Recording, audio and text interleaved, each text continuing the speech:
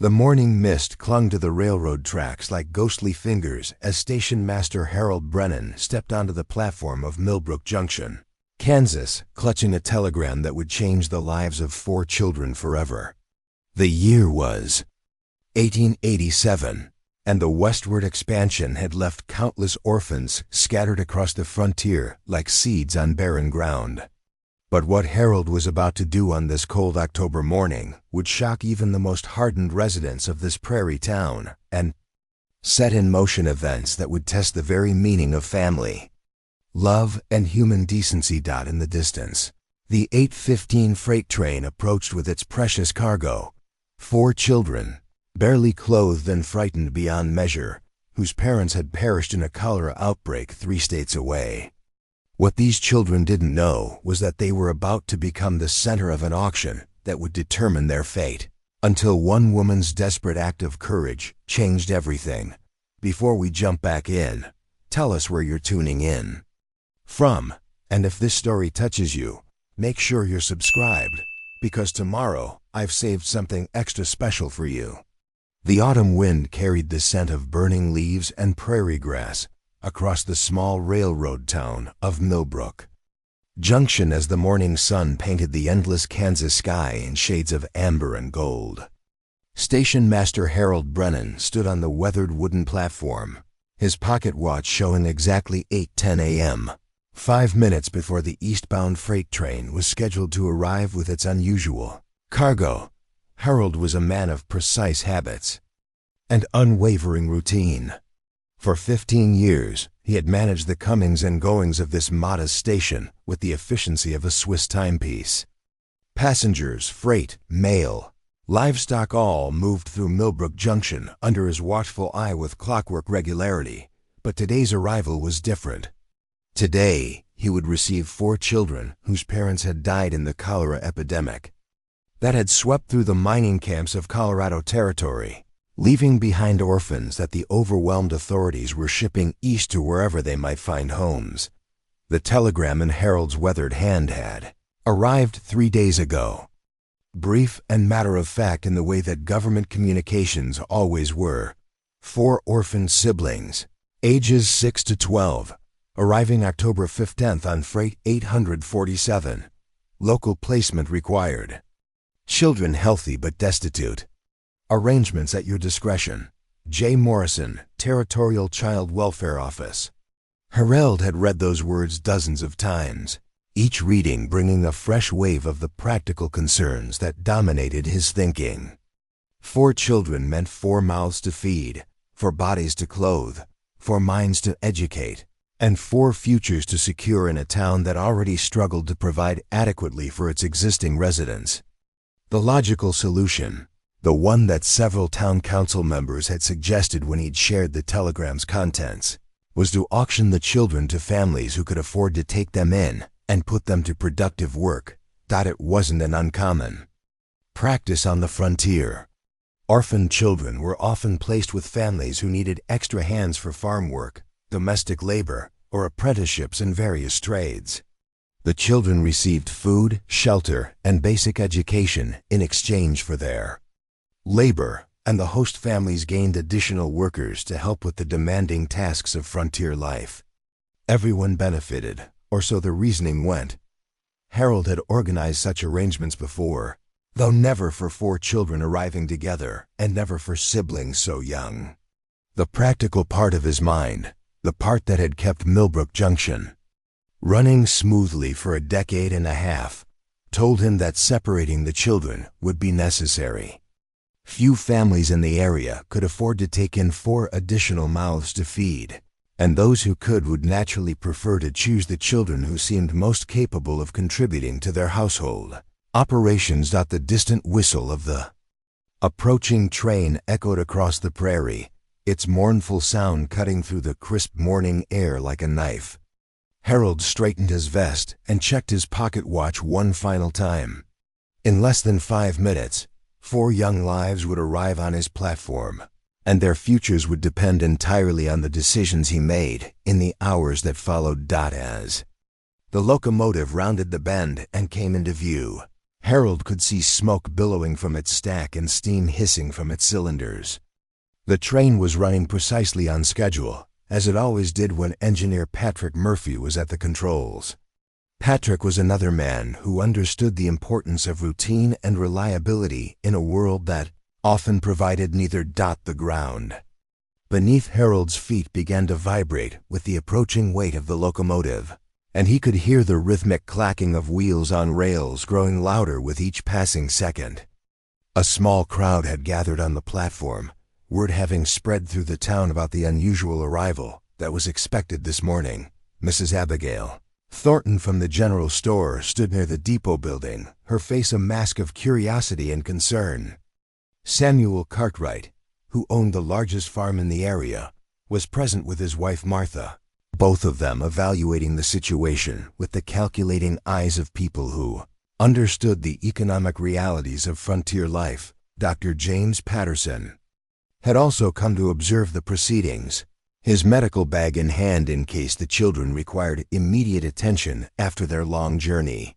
Harold appreciated the doctor's foresight, knowing that children who had experienced the trauma of losing their parents and traveling hundreds of miles in freight cars might well need medical evaluation before being placed with new families.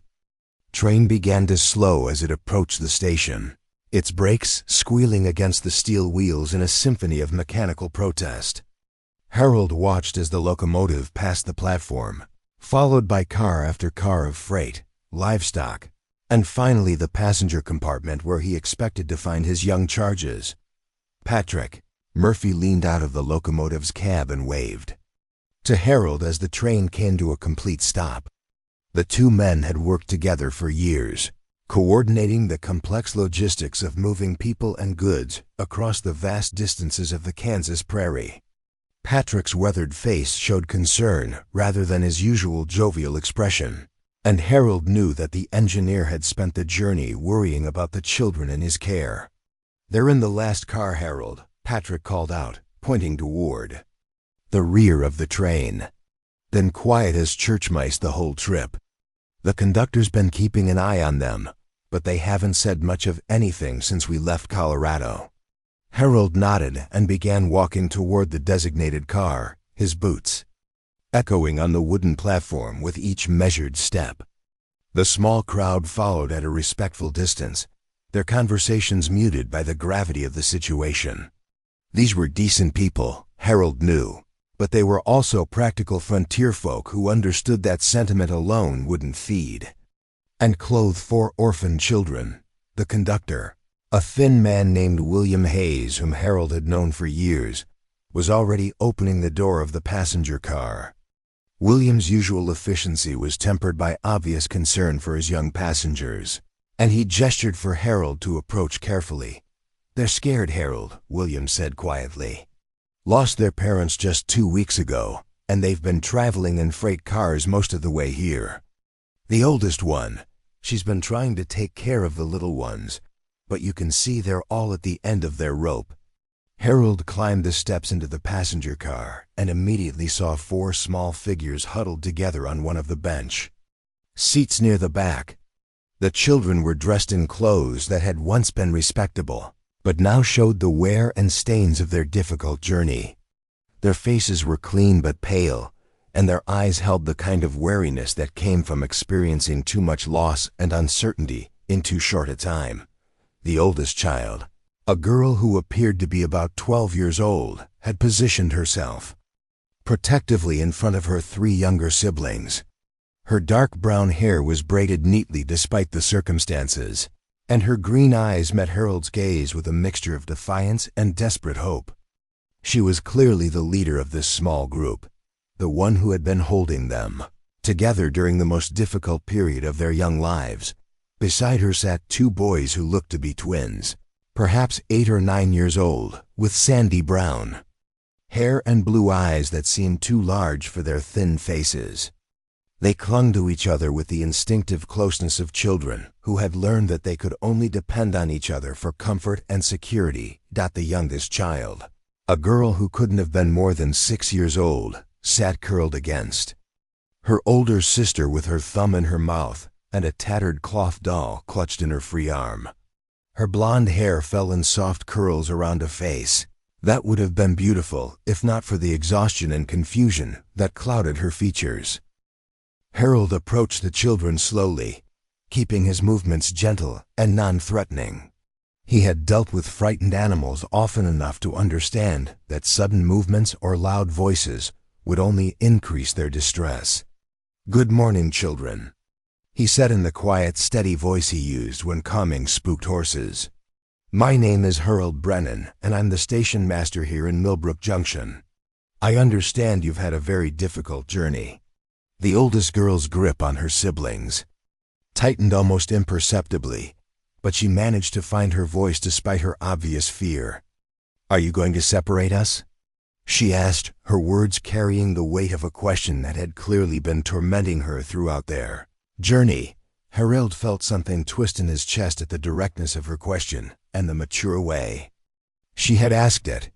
This child had obviously been forced to grow up far too quickly, and she understood the realities of their situation better than most adults would have given her credit for. "What are your names?" Harold asked, avoiding her question for the moment while he tried to assess the full scope of what he was dealing with. "I'm Rebecca Morrison," the girl replied, her voice stronger now that she had taken on the role of spokesperson for her siblings. "These are my brothers, Thomas and Timothy, they're twins, and this is my little sister Sarah. Our parents died in the cholera outbreak in Silverton, and the territorial authorities said we had to come here to find new families." Harold nodded, making mental notes about each child as Rebecca introduced them.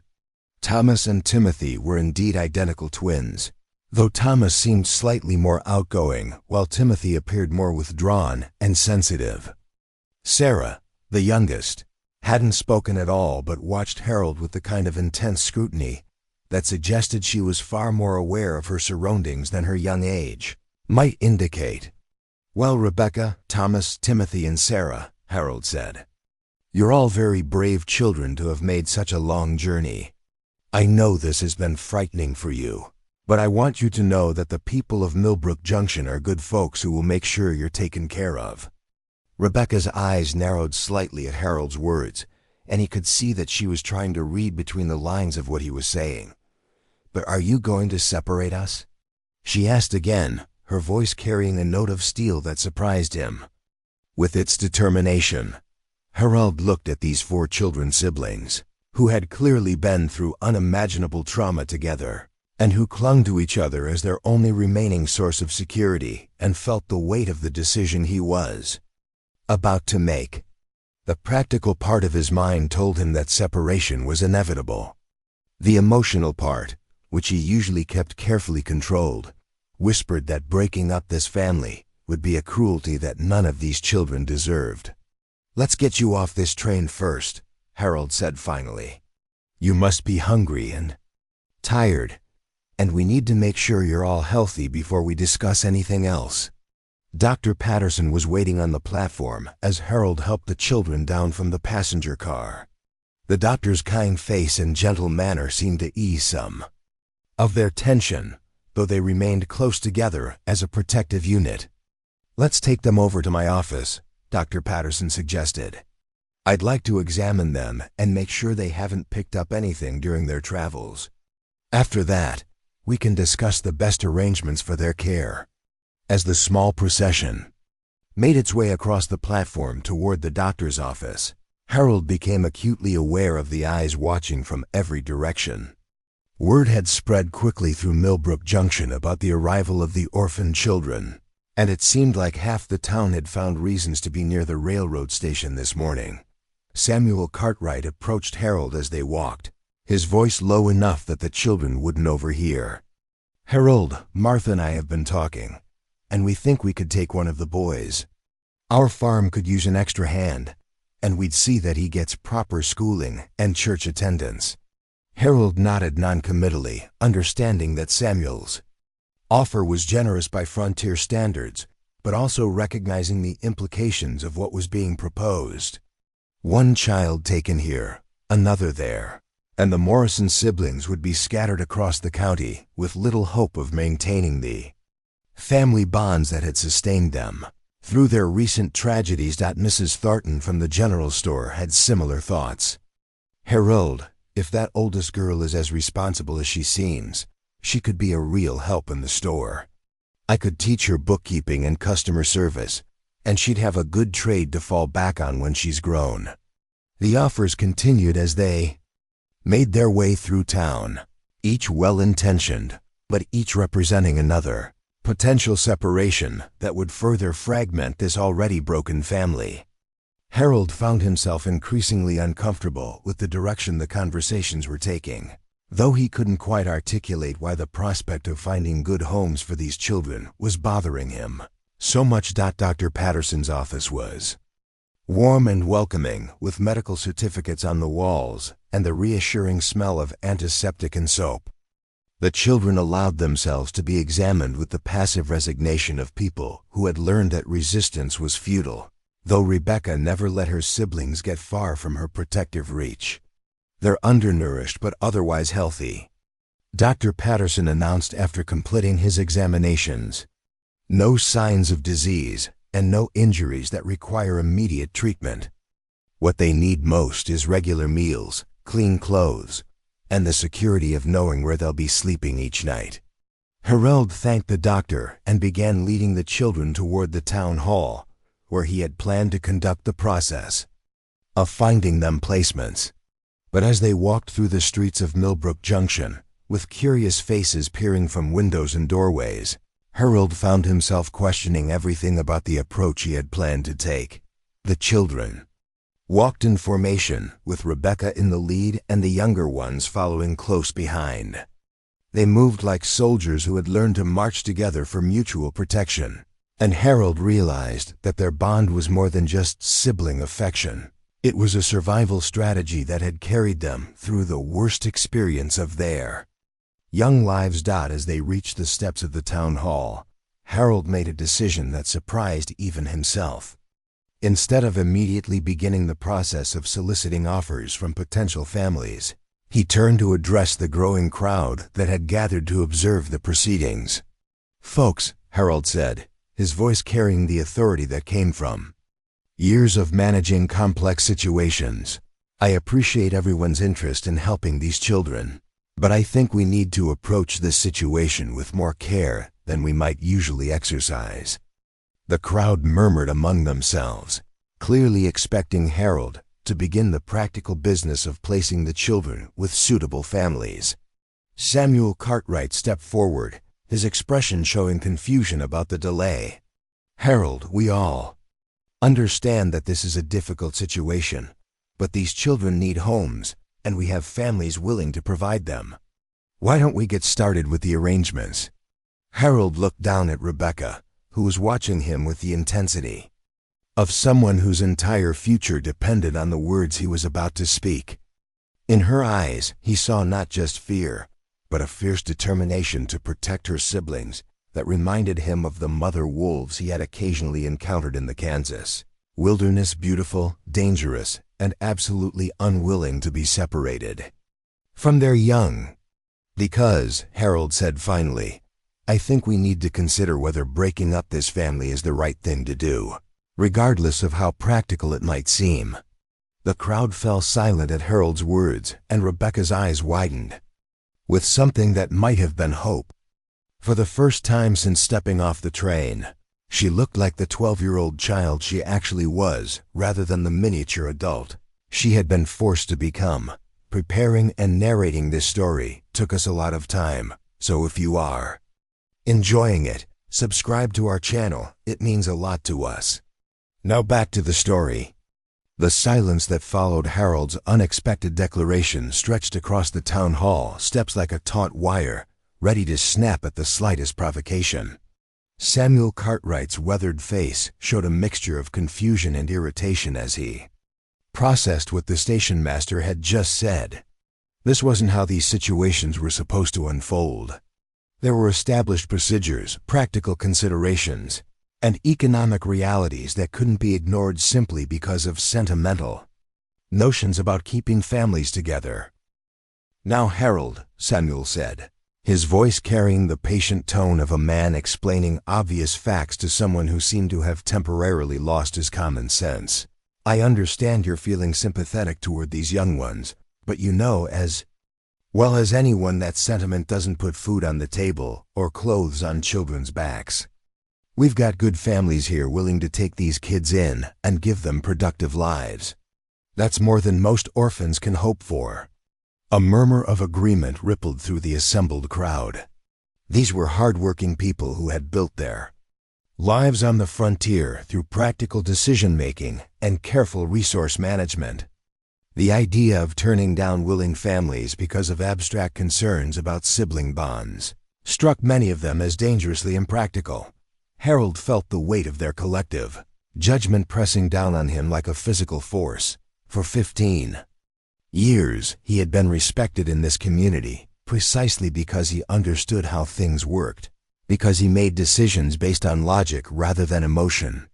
Now he was proposing to abandon that approach for reasons he couldn't even fully explain to himself. Rebecca Morrison stepped closer to Harold, her small hand reaching out to touch his arm with a gesture that was both brave and desperate. "Please, Mr. Brennan," she whispered, her voice barely audible above the crowd's murmuring. "Please don't let them take my brothers and sister away from me. They're all I have left in the whole world." The raw pain in Rebecca's voice cut through Harold's uncertainty like a blade.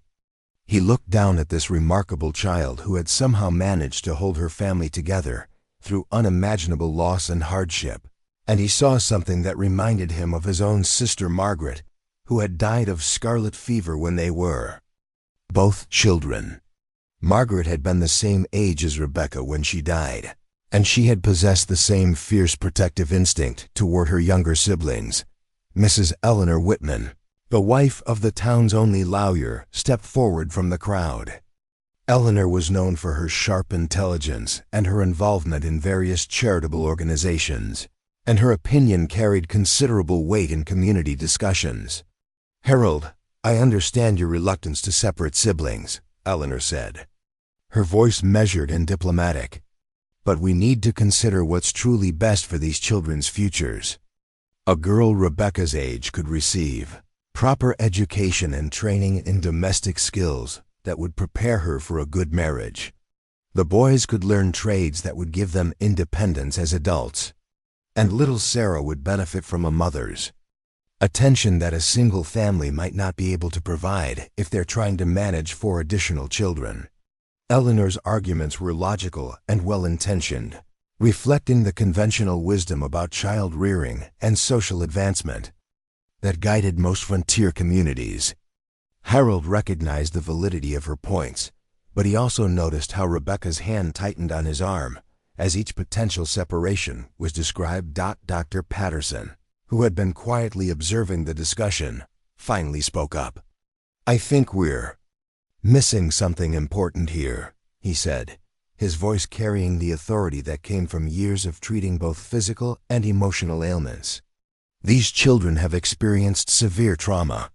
They've lost their parents, their home, their entire way of life. The one constant they have left is each other. Separating them now could cause psychological damage that might affect them for the rest of their lives." The doctor's perspective introduced a new dimension to the debate that most of the townspeople hadn't considered. Mental and emotional health were concepts that were only beginning to be understood and discussed in medical circles, and the idea that separating siblings could cause lasting harm was revolutionary thinking for a frontier community in 1887. Samuel Cartwright shook his head dismissively. "Doc, I appreciate your medical training, but these are frontier children. They're tougher than you give them credit for. They'll adapt to new families just like thousands of other orphans have done. Hard work and discipline will give them character. Not emotional coddling, but what if they don't adapt?" Dr. Patterson replied, his voice gaining strength as he warmed to his argument. "What if the trauma of separation on top of everything else they've endured breaks something inside them that can never be repaired? Are we willing to take that risk with 4 young lives?" The debate continued for nearly an hour, with various townspeople offering their perspectives on the best course of action. Some supported immediate placement with individual families, citing practical concerns about resources and the children's need for stability. Others began to question whether there might be alternative approaches that could keep the siblings together while still ensuring their welfare. Throughout the discussion, the Morrison children remained close together, listening to adults debate their futures as if they were livestock being evaluated for purchase. Harold noticed how Rebecca translated whispered reassurances to her younger siblings when the conversation became particularly heated, and how Thomas and Timothy flanked little Sarah protectively whenever a stranger approached too closely. Turning point in the debate came when Mrs. Abigail Thornton made an observation that had occurred to several people, but that no one had been willing to voice directly. "You know," Abigail said, her voice cutting through the ongoing arguments, "we're all standing here talking about what's best for these children, but we're really talking about what's most convenient for us adults. If we truly wanted to do what's best for them, wouldn't we be asking what they want rather than telling them what they need?" Her words created another moment of uncomfortable silence as the assembled adults realized that in all their discussion about the children's welfare, no one had actually consulted the children themselves about their preferences. Harold seized on this opening. "Rebecca," he said, addressing the oldest Morrison child directly, "you've been listening to our discussion. What do you think would be best for you and your siblings?" Rebecca looked around at the circle of adult faces, all focused on her with varying degrees of curiosity, sympathy, and impatience. For a moment, she seemed overwhelmed by the responsibility of speaking for her entire family. Then she straightened her shoulders and found her voice with a determination that surprised everyone present. "We want to stay together," she said simply. "I know that might be harder for whoever takes us in, and I know we're more trouble than one child would be. But we've been taking care of each other since Mama and Papa died, and we're good at it. Thomas is really smart with numbers, and Timothy knows all about animals. Sarah is little, but she helps with cooking and cleaning. And I can read and write better than most grown-ups." Rebecca paused, gathering courage for what she knew was her most important argument. "We're not just four separate children who happen to be related. We're a family, and families are supposed to stay together, even when things get hard, especially when things get hard." The simple eloquence of Rebecca's plea had a profound effect on the assembled crowd. These were people who understood the importance of family loyalty and mutual support, even if they had been approaching the children's situation from a purely practical standpoint. Rebecca's words reminded them of their own values and the sacrifices they had made to keep their own families together during difficult times. Martha Cartwright, Samuel's wife, stepped forward with tears in her eyes.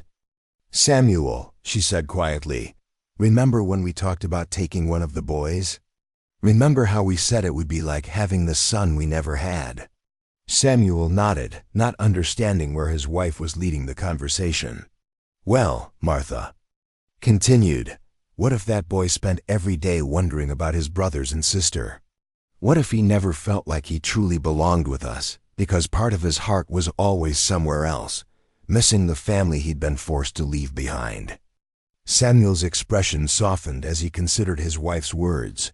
Like many frontier men, he had learned to suppress emotional considerations in favor of practical ones.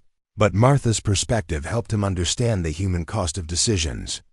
That seemed logical on the surface. The crowd's mood was beginning to shift. But Harold knew that sympathy alone wouldn't solve the fundamental problem they faced. Even if the community agreed that keeping the Morrison children together was desirable, the practical challenges remained enormous. Few families in Millbrook Junction had the resources to take in 4 additional children, and those who did would need compelling reasons to make such a significant commitment. Harold was about to address these practical concerns when a commotion at the edge of the crowd caught his attention.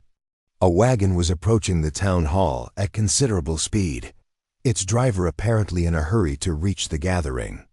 As the wagon drew closer, Harold recognized the vehicle as belonging to the Blackwood Ranch, one of the largest and most prosperous spreads in the county. The wagon came to a stop near the town hall steps, and its occupants climbed down with the purposeful movements of people who had urgent business to conduct. Harold immediately recognized Jeremiah Blackwood, the ranch owner, whose success with cattle and horses had made him one of the wealthiest men in the region. Jeremiah was a tall, imposing figure with graying hair and a kind of weathered face that spoke of decades spent working under the prairie sun. But it was Jeremiah's wife, Catherine, who commanded Harold's immediate attention. Catherine Blackwood was a striking woman in her late 30s, with auburn hair and intelligent green eyes that seemed to take in everything around her with remarkable intensity. She was known throughout the county not just for her beauty, but for her keen business sense and her involvement in various charitable causes.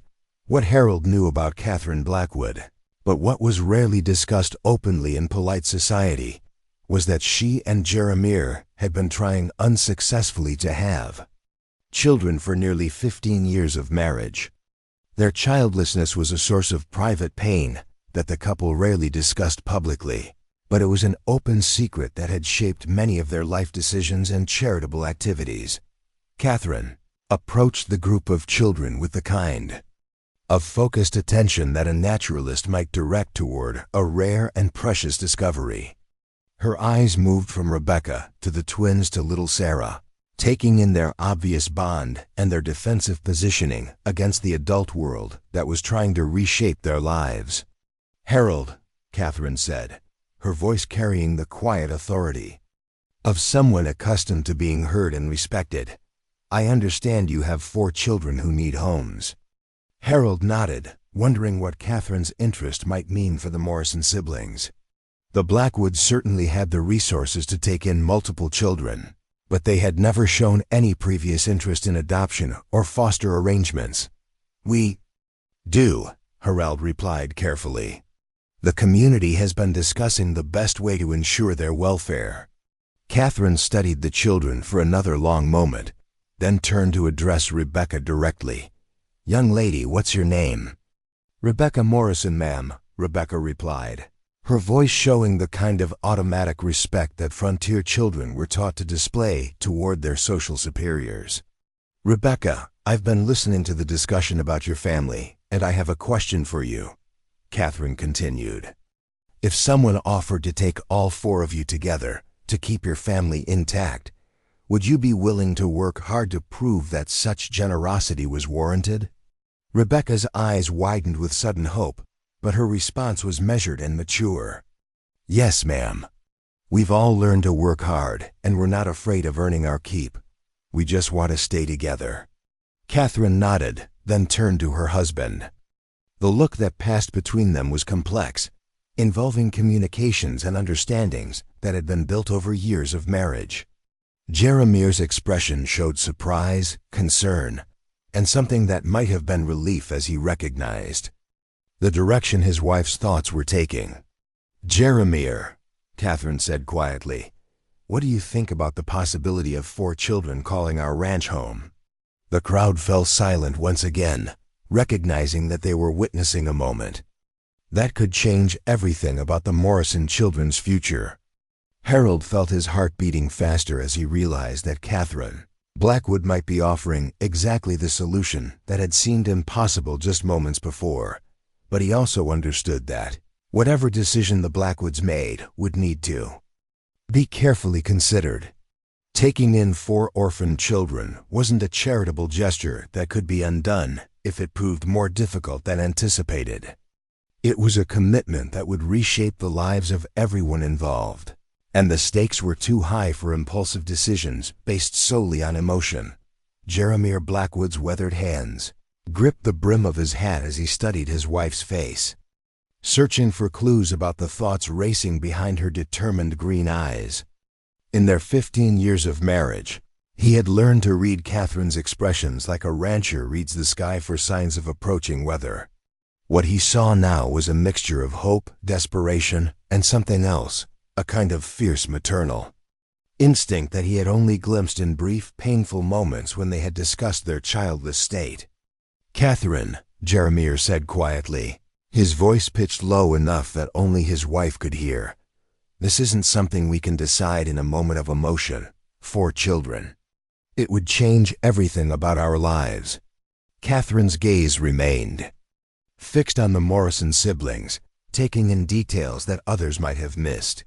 She noticed how Sarah's small hand never left Rebecca's skirt, how the twins positioned themselves to shield their little sister from the curious stares of strangers, how Rebecca's chin lifted with stubborn pride, even as her eyes betrayed the fear of someone whose entire world hung in the balance.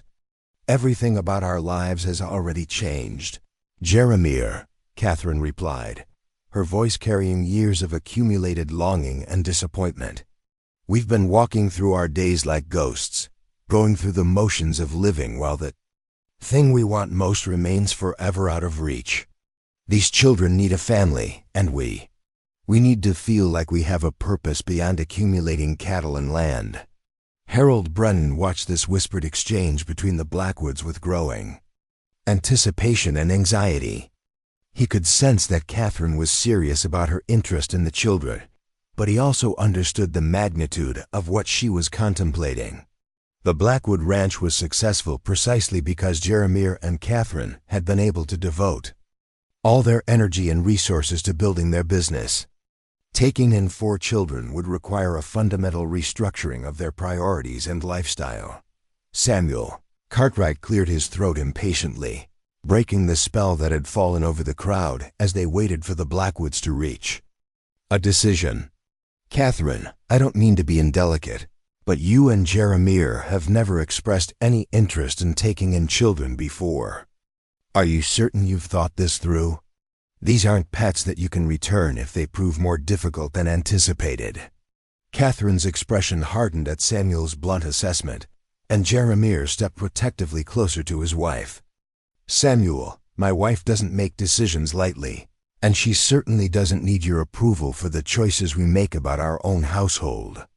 The tension between the 2 men was palpable, representing years of subtle competition and different approaches to frontier life. Samuel was practical and conservative, building his success through careful planning and measured risks. Jeremiah was more ambitious and willing to take bold chances, an approach that had made him wealthier, but also more unpredictable in the eyes of his neighbors. Mrs. Eleanor Whitman sensed the need for diplomatic intervention before the discussion devolved into personal conflicts. "Perhaps," she suggested, "we should focus on what would be best for the children rather than debating the wisdom of any particular family's decisions." Catherine seized on Eleanor's suggestion, turning to address the broader crowd while keeping one eye on the Morrison children. "That's exactly what I think we should do.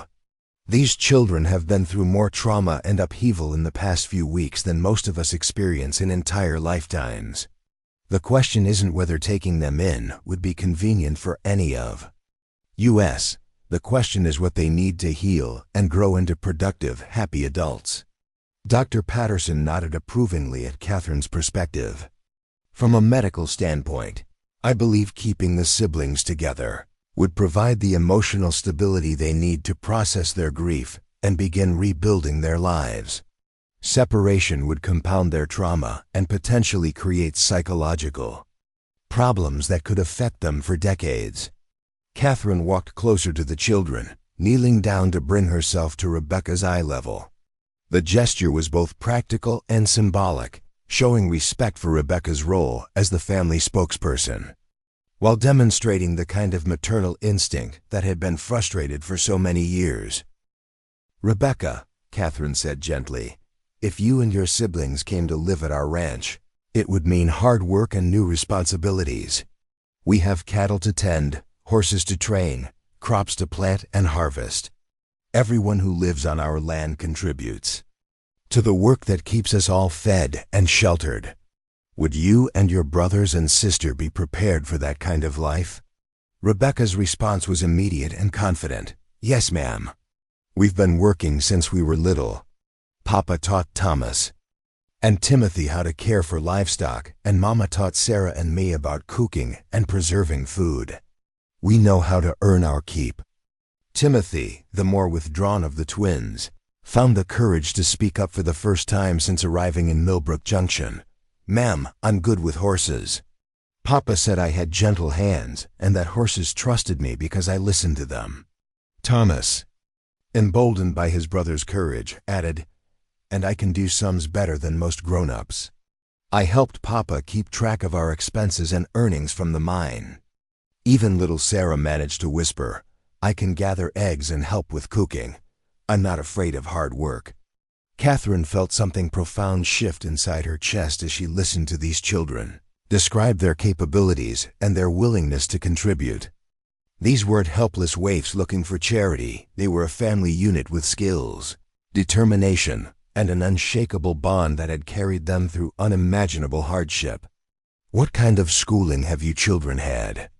Catherine asked, recognizing that education would be crucial to their long-term prospects. "Papa taught us to read from the Bible, and Mama showed us our numbers," Rebecca replied. "We can all read pretty well, and Thomas especially is good with arithmetic. But we haven't had formal schooling like children in bigger towns."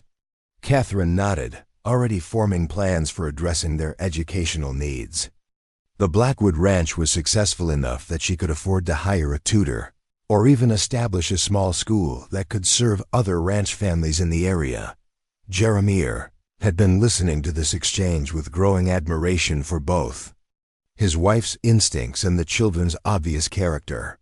He could see qualities in these young people that reminded him of his own childhood resilience, loyalty, and a work ethic that had been forged by necessity rather than taught through lectures. "Catherine," he said, loud enough for the crowd to hear, "if this is what you want, then it's what I want too. These children have proven they're survivors, and they've maintained their integrity despite everything they've endured. Those are exactly the qualities we need on our ranch." The announcement sent a murmur of surprise and approval through the assembled townspeople. Harold felt a wave of relief wash over him as he realized that the seemingly impossible problem of keeping the Morrison siblings together had been solved by Catherine Blackwood's unexpected intervention. But even as the crowd began to congratulate the Blackwoods on their generous decision, Harold noticed something troubling in Catherine's expression. There was joy there, certainly, and relief at finding a purpose that had been missing from her life.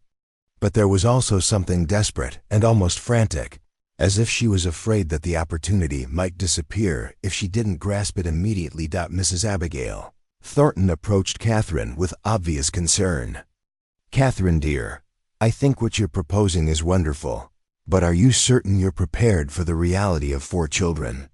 It's not just the work and expense, it's the noise, the chaos, the constant demands on your attention. You and Jeremiah have had such a peaceful, orderly life." Catherine's laugh had a slightly hysterical edge that made Harold uneasy. "Peaceful? Eleanor, our house has been like a tomb for years. We rattle around in it like 2 lonely ghosts, going through the motions of living without any real purpose beyond accumulating wealth. At least with children, the chaos would have meaning."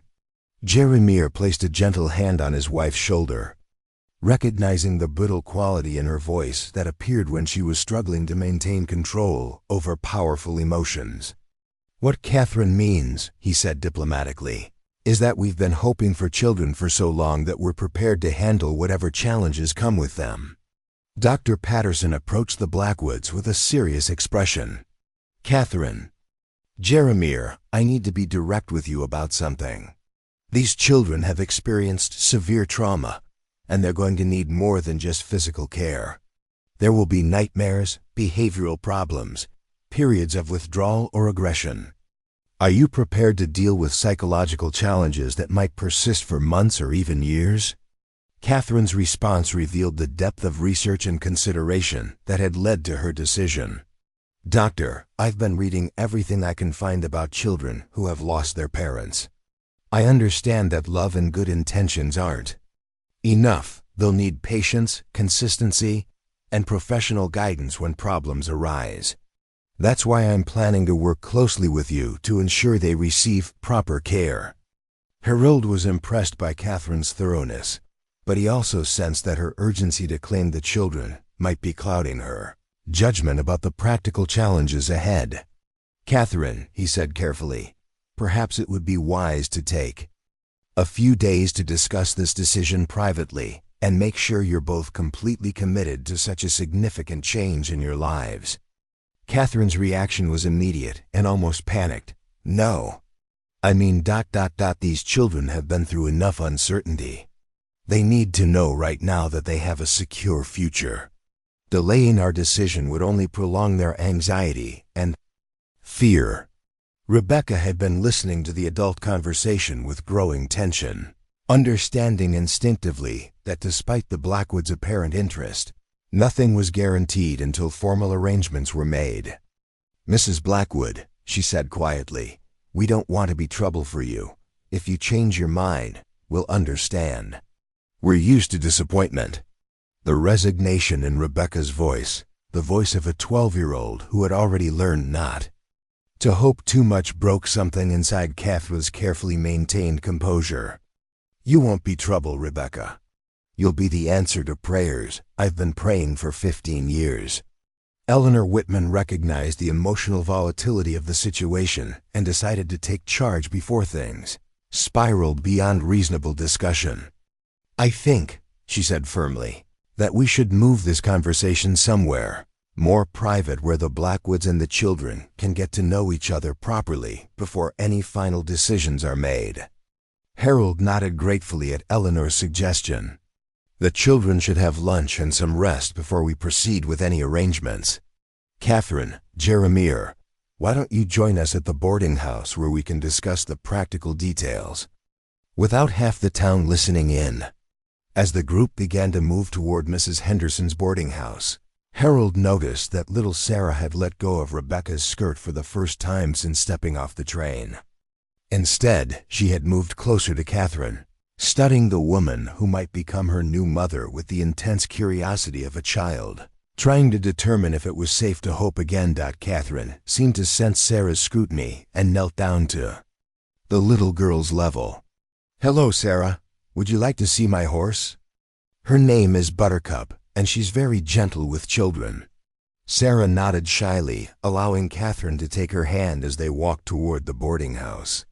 Behind them, Rebecca watched this interaction with a mixture of hope and protective wariness, still not quite daring to believe that their family might actually be kept together after all. Mrs. Henderson's boarding house stood at the corner of Main Street and Prairie Avenue, a 2-story white clapboard building that served as temporary home to traveling salesmen, visiting relatives, and anyone else who needed clean lodging in Millbrook Junction.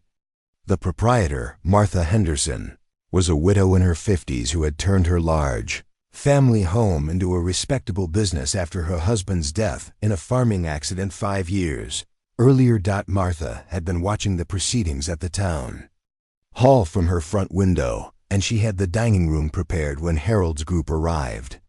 The long oak table was set with her best china, and the smell of beef stew and fresh bread filled the air.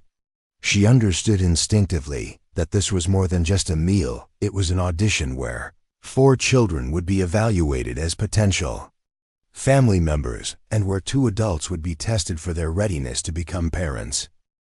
Catherine Blackwood found herself studying every detail of the children's behavior as they entered the boarding house. She noticed how Rebecca automatically helped Sarah remove her worn coat, how the twins waited politely for the adults to be seated before taking their own chairs, and how all 4 children kept their hands folded in their laps until grace was said. These were not wild frontier children who had been raised without manners. They were well-behaved young people who had been taught proper social conventions by parents who cared about their development. "Mrs. Henderson makes the best stew in 3 counties, Harold said, attempting to lighten the mood as bowls were filled and passed around the table.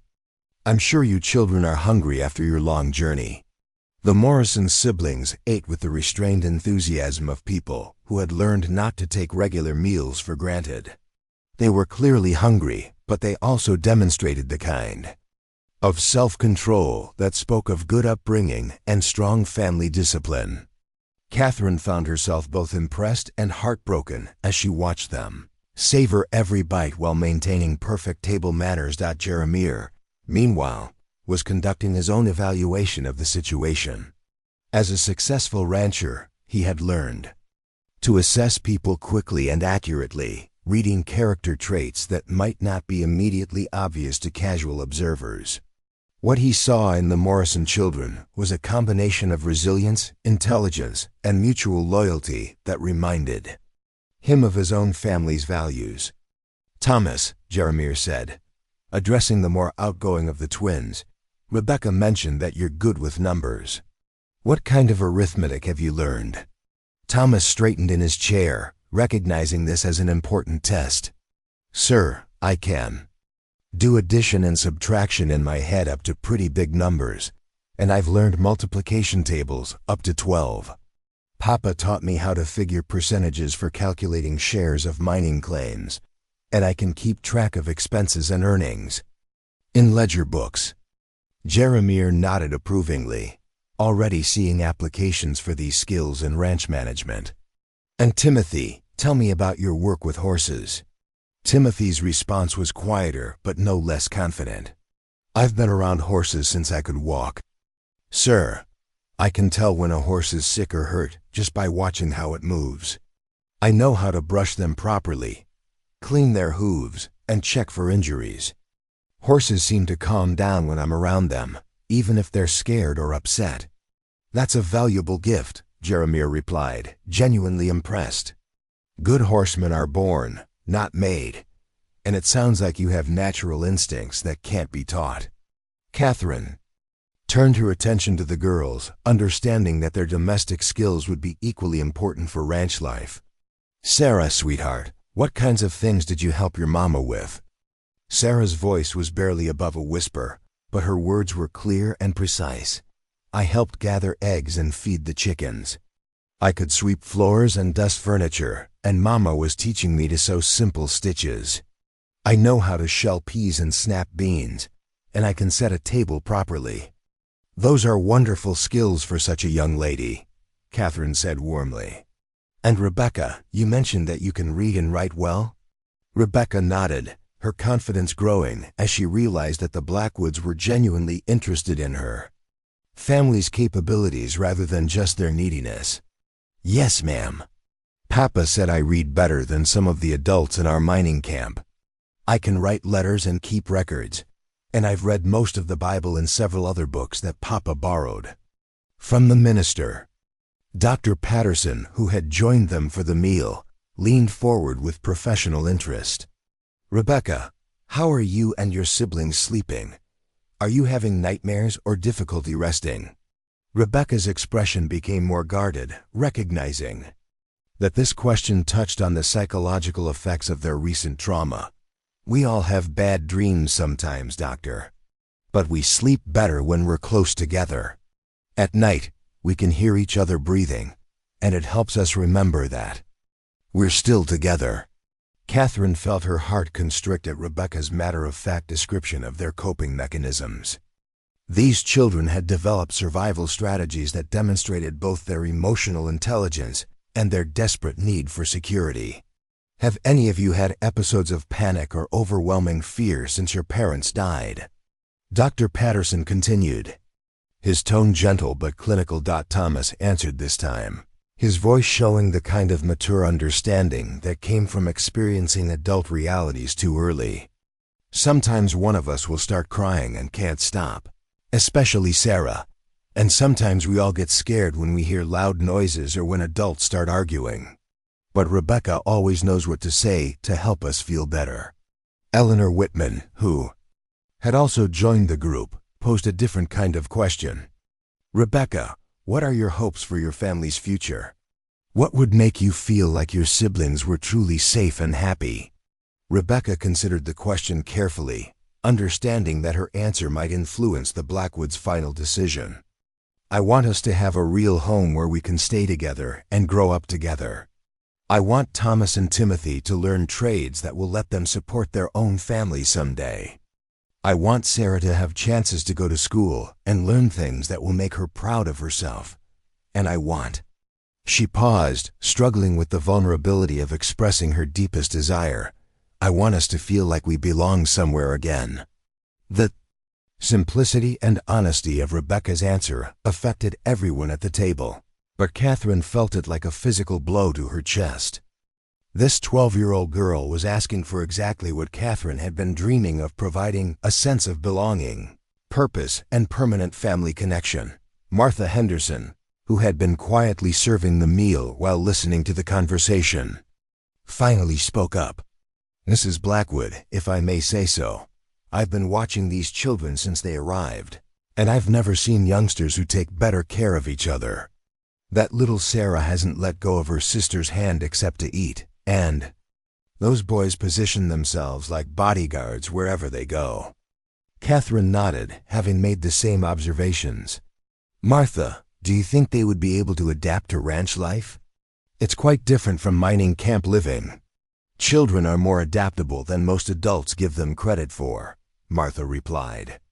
"Especially children who have already proven they can survive major upheavals. If you and Mr. Blackwood are patient and consistent, I believe these young ones would thrive in a ranch environment." Jeremiah had been contemplating the practical aspects of integrating 4 children into their ranch operations. "Catherine," he said, "we'd need to make significant changes to our living arrangements. The house would need modifications to accommodate 4 children, and we'd have to hire additional help for both domestic and ranch work." "I've already thought about that," Catherine replied, her planning instincts taking over. "We could convert the 2 unused bedrooms upstairs into children's rooms, one for the girls and one for the boys. We'd need to hire a housekeeper to help with cooking and cleaning, and probably an additional ranch hand to help with the increased workload." Harold had been listening to this discussion with growing optimism, but he also felt obligated to raise concerns that others might be reluctant to address.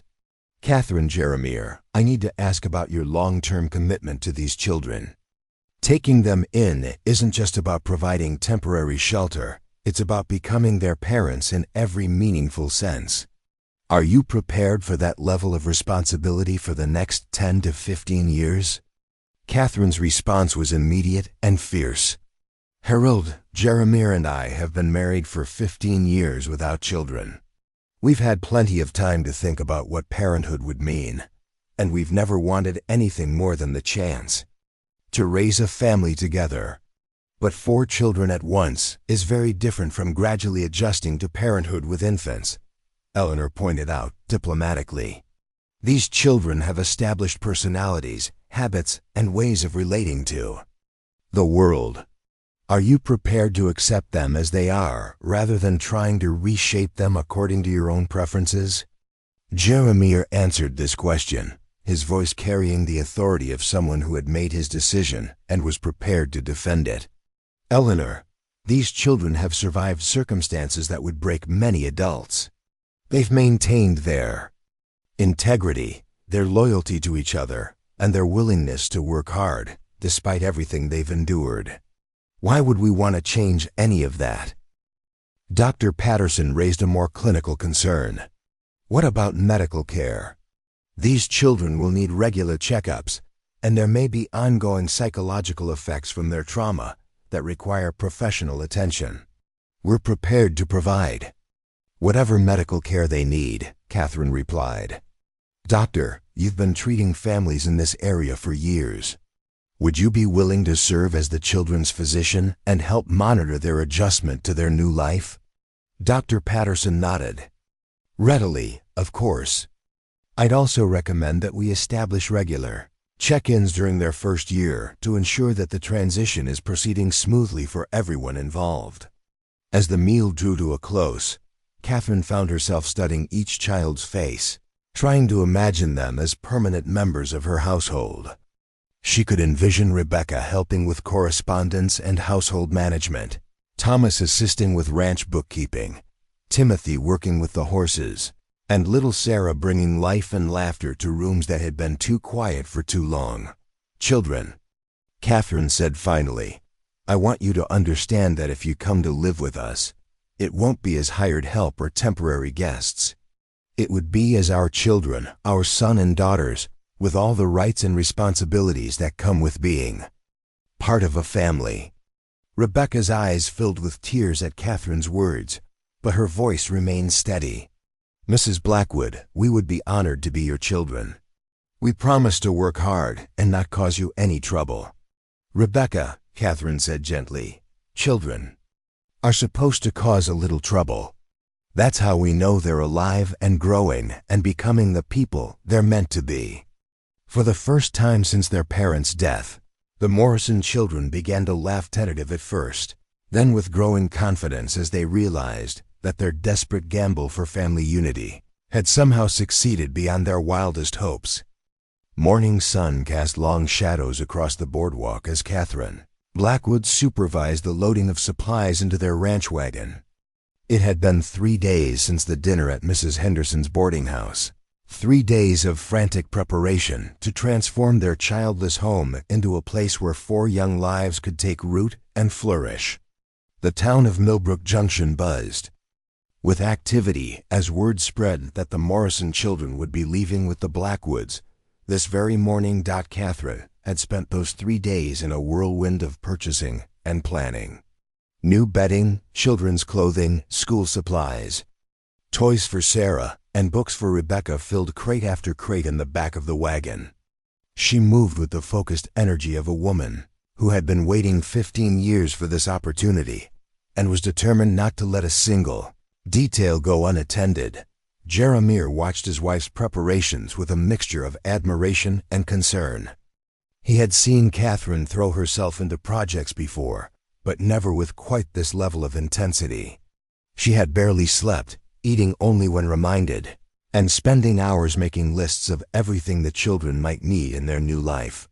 Her enthusiasm was infectious, but it also carried an undercurrent of desperation that worried him. "Catherine," he said gently, catching her arm as she hurried past with another armload of packages, "the children will be fine even if we don't have absolutely everything ready on the first day. We can make adjustments as we learn what they need." Catherine paused, her green eyes bright with unshed tears and nervous energy. "Jeremiah, these children have lost everything once already. I want them to feel secure from the moment they arrive at our ranch. I want them to know that this is their permanent home, not just another temporary stop." Dr. Patterson approached the wagon, carrying a leather medical bag that he planned to send with the family. "Catherine, I've prepared some basic medicines and instructions for common childhood ailments. I've also written down some observations about each child's emotional state and suggestions for helping them adjust to their new environment." Catherine accepted the medical supplies gratefully, adding them to the growing collection of items in the wagon. "Doctor, how often should we bring them to town for checkups? I'd like to see them in a month to assess how they're settling in." Dr. Patterson replied, "After that, we can establish a regular schedule based on their needs. Remember, the transition period may involve some behavioral challenges as they test boundaries and process their grief." Rebecca Morrison stood nearby, with her siblings, watching the adults prepare for their departure with a mixture of excitement and anxiety. The past 3 days had felt like a dream from which she was afraid to wake up. After weeks of uncertainty and fear, they were about to have a real home again, but the magnitude of the change was almost overwhelming. "Rebecca," Mrs. Eleanor Whitman said, approaching the children with a small wrapped package, "I wanted to give you this before you leave. It's a journal where you can write down your thoughts and experiences as you adjust to your new life." Rebecca accepted the gift with reverence, understanding that keeping a record of their experiences might help her process the enormous changes ahead. "Thank you, Mrs. Whitman. I'll write in it every day." Harold Brennan emerged from the depot building, carrying the official papers that would transfer legal guardianship of the children to the Blackwoods. The documents had been prepared by Eleanor's husband, the town lawyer, and they represented the formal end of the children's status as orphans and the beginning of their new identity as members of the Blackwood family. Catherine Jeremiah, Harold, said, "I want you to know that the entire community will be watching your progress with great interest. These children have touched many hearts in Millbrook Junction, and you'll have plenty of support if you need help during the adjustment period. Samuel." And Martha Cartwright approached the group, Samuel carrying a wooden crate that contained items from his farm. "Jeremiah, I've put together some young chickens and a rooster for the children to tend. I thought it might help them feel useful to have their own responsibilities right from the start." Martha Cartwright knelt down to Sarah's level, her weathered face soft with maternal understanding. "Sarah, sweetheart, I've packed some of my prize-winning hen's eggs for your new mama to use. And I've included instructions for making the best pancakes in Kansas, something special for your first breakfast at the ranch." Little Sarah managed a shy smile and a whispered, "Thank you," her small hand clutching the cloth doll that had been her constant companion throughout their journey. Catherine noticed how the child's eyes lit up at the mention of chickens, and she made a mental note to involve Sarah in caring for the farm animals as a way of helping her feel connected to her new home. Timothy stepped forward with unusual boldness, addressing Jeremiah directly. "Mr. Blackwood, sir, I've been thinking about the horses at your ranch. Would it be all right if I helped take care of them? I promise I wouldn't get in the way of your regular hands." Jeremiah's expression warmed at Timothy's eagerness. "Son, I'm counting on your help with the horses. We've got a new foal that could use someone with gentle hands to help with his training." The word son seemed to surprise Timothy, and Catherine saw him straighten with pride at being addressed as a family member rather than a charity case. These small moments of acceptance and belonging were already beginning to transform the children's perception of themselves and their future. Thomas, meanwhile, had been studying the supply list that Catherine had been making, his mathematical mind automatically calculating quantities and costs. "Mrs. Blackwood," he said tentatively, "if you'd like, I could help keep track of household expenses. I'm good with numbers, and I could learn whatever system you use for bookkeeping." Catherine felt her heart swell at Thomas's offer, recognizing his desire to contribute meaningfully to the family's operations. "Thomas, I would be grateful for your help. Managing a ranch requires careful record keeping, and having someone with your skills would be invaluable." As the final preparations were completed, a small crowd of townspeople gathered to see the Morrison children off on their new adventure. Mrs. Henderson dabbed at her eyes with her apron, having grown fond of the children during their brief stay at her boarding house. Even some of the men who had initially advocated for separating the siblings seemed moved by the sight of this intact family beginning their new life together. "All right, children," Catherine said, her voice trembling slightly with emotion. "It's time to go home." The word home hung in the air like a benediction, carrying with it all the hopes and dreams that had sustained the Morrison children through their darkest hours. Rebecca helped her siblings into the wagon, arranging their few possessions around them while Catherine ensured that everyone was comfortable for the journey ahead. Jeremiah climbed onto the driver's seat and took up the reins, his experienced hands steady despite the momentous nature of their departure. Catherine settled beside him, turning frequently to check on the children and offer reassuring smiles as they began their journey toward the Blackwood Ranch. The wagon rolled through the streets of Millbrook Junction, past the general store where Mrs. Thornton waved from the doorway, past the blacksmith shop where the ring of hammer on anvil provided a familiar rhythm, past the church where they would attend services as a family in the weeks to come. Each landmark represented a piece of the community that had welcomed the children and supported their placement with the BLACKWODS. As they left the town behind and headed onto the open prairie, Catherine found herself studying the landscape with new eyes. The rolling grasslands that stretched to the horizon would become her children's playground and classroom. The creek that meandered through the valley would teach them about water management and wildlife. The vast sky that arched overhead would witness their growth from traumatized orphans into confident young adults. "How far is it to your ranch?" Rebecca asked, her voice carrying a mixture of curiosity and nervousness about their destination. "About 12 miles, Jeremiah replied, pointing toward a line of trees in the distance. "Those cottonwoods mark the location of our main buildings. We should be there by mid-afternoon." Timothy leaned forward in the wagon bed, his eyes scanning the horizon with the intensity of someone trying to memorize every detail.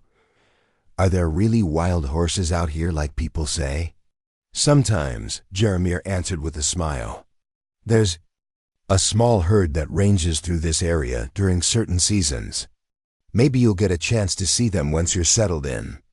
The prospect of seeing wild horses brought the first genuine enthusiasm Timothy had shown since leaving Colorado, and Catherine made another mental note about ways to connect with each child's individual interests and passions as the wagon continued. Across the prairie, the children began to relax and engage more naturally in conversation. Thomas asked questions about crop rotation and cattle breeding, demonstrating the kind of intellectual curiosity that would serve him well in learning ranch management. Sarah pointed out wildflowers and interest in cloud formations, showing an artistic sensibility that Catherine hoped to nurture through drawing and music lessons. The sun climbed higher in the sky as they traveled, and Catherine distributed sandwiches and water that Mrs. Henderson had packed for their journey.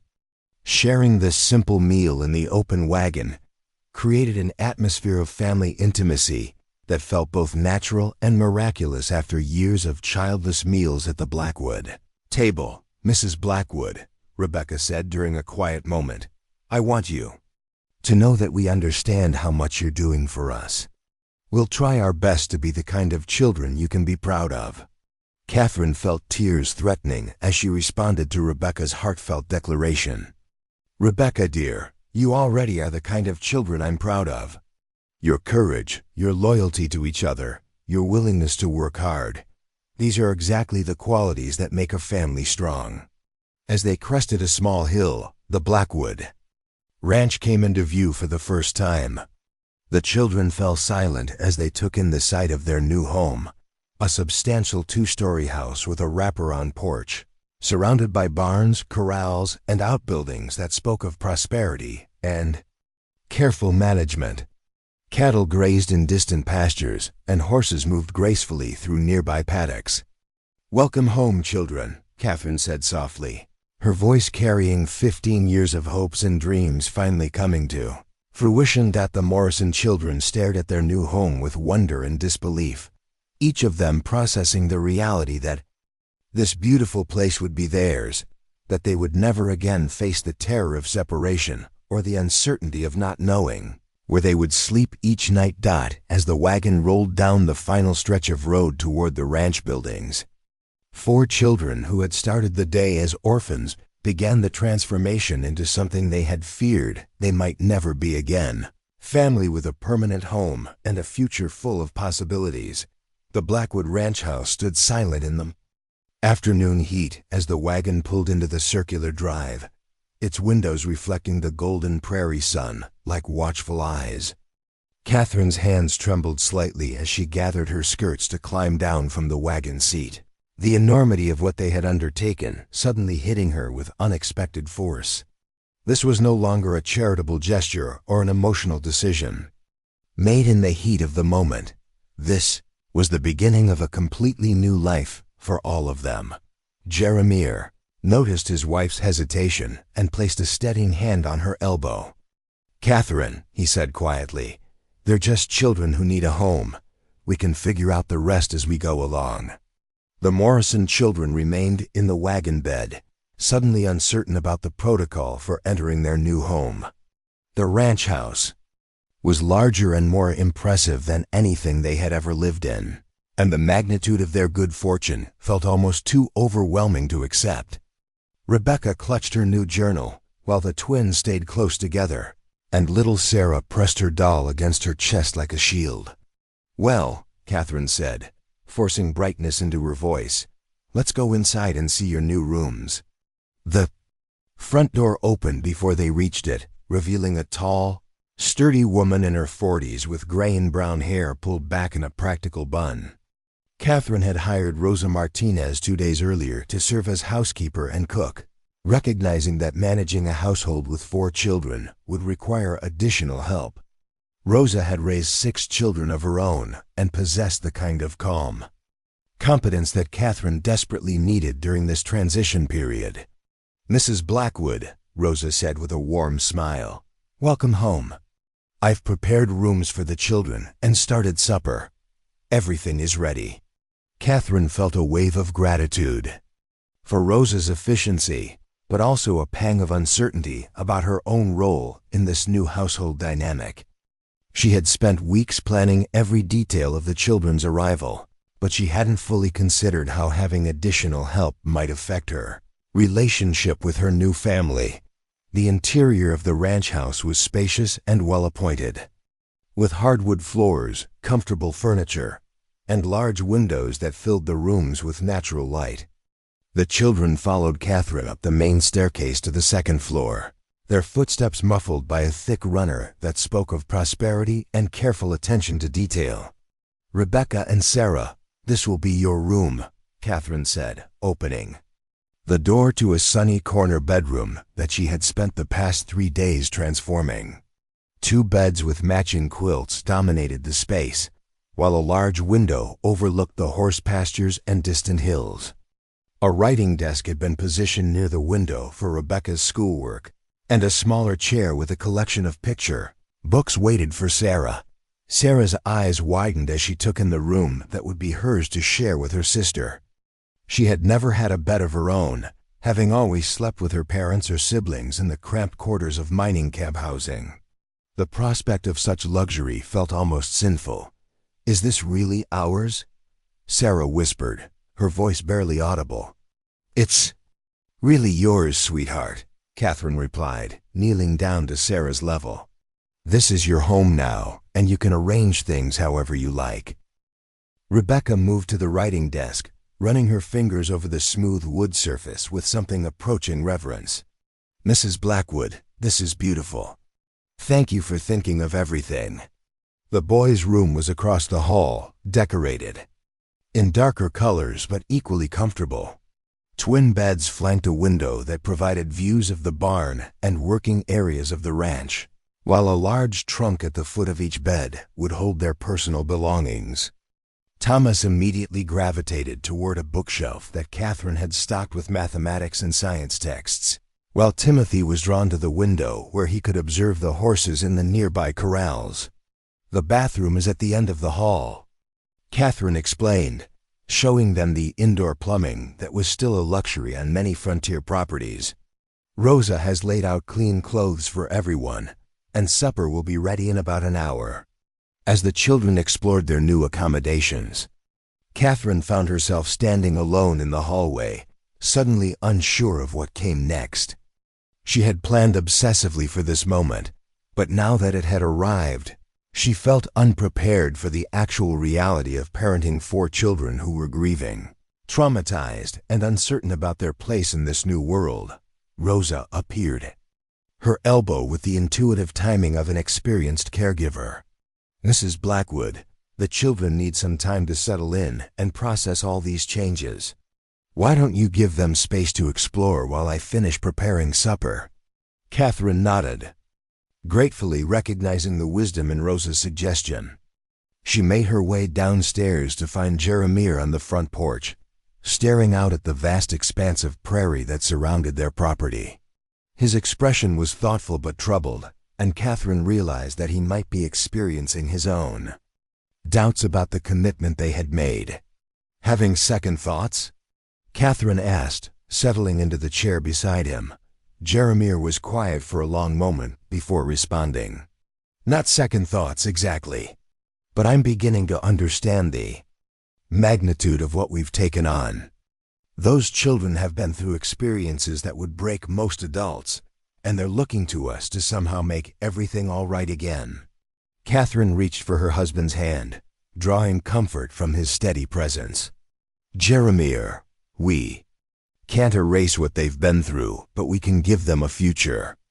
We can show them that families don't always end in tragedy, that home doesn't have to be something you lose.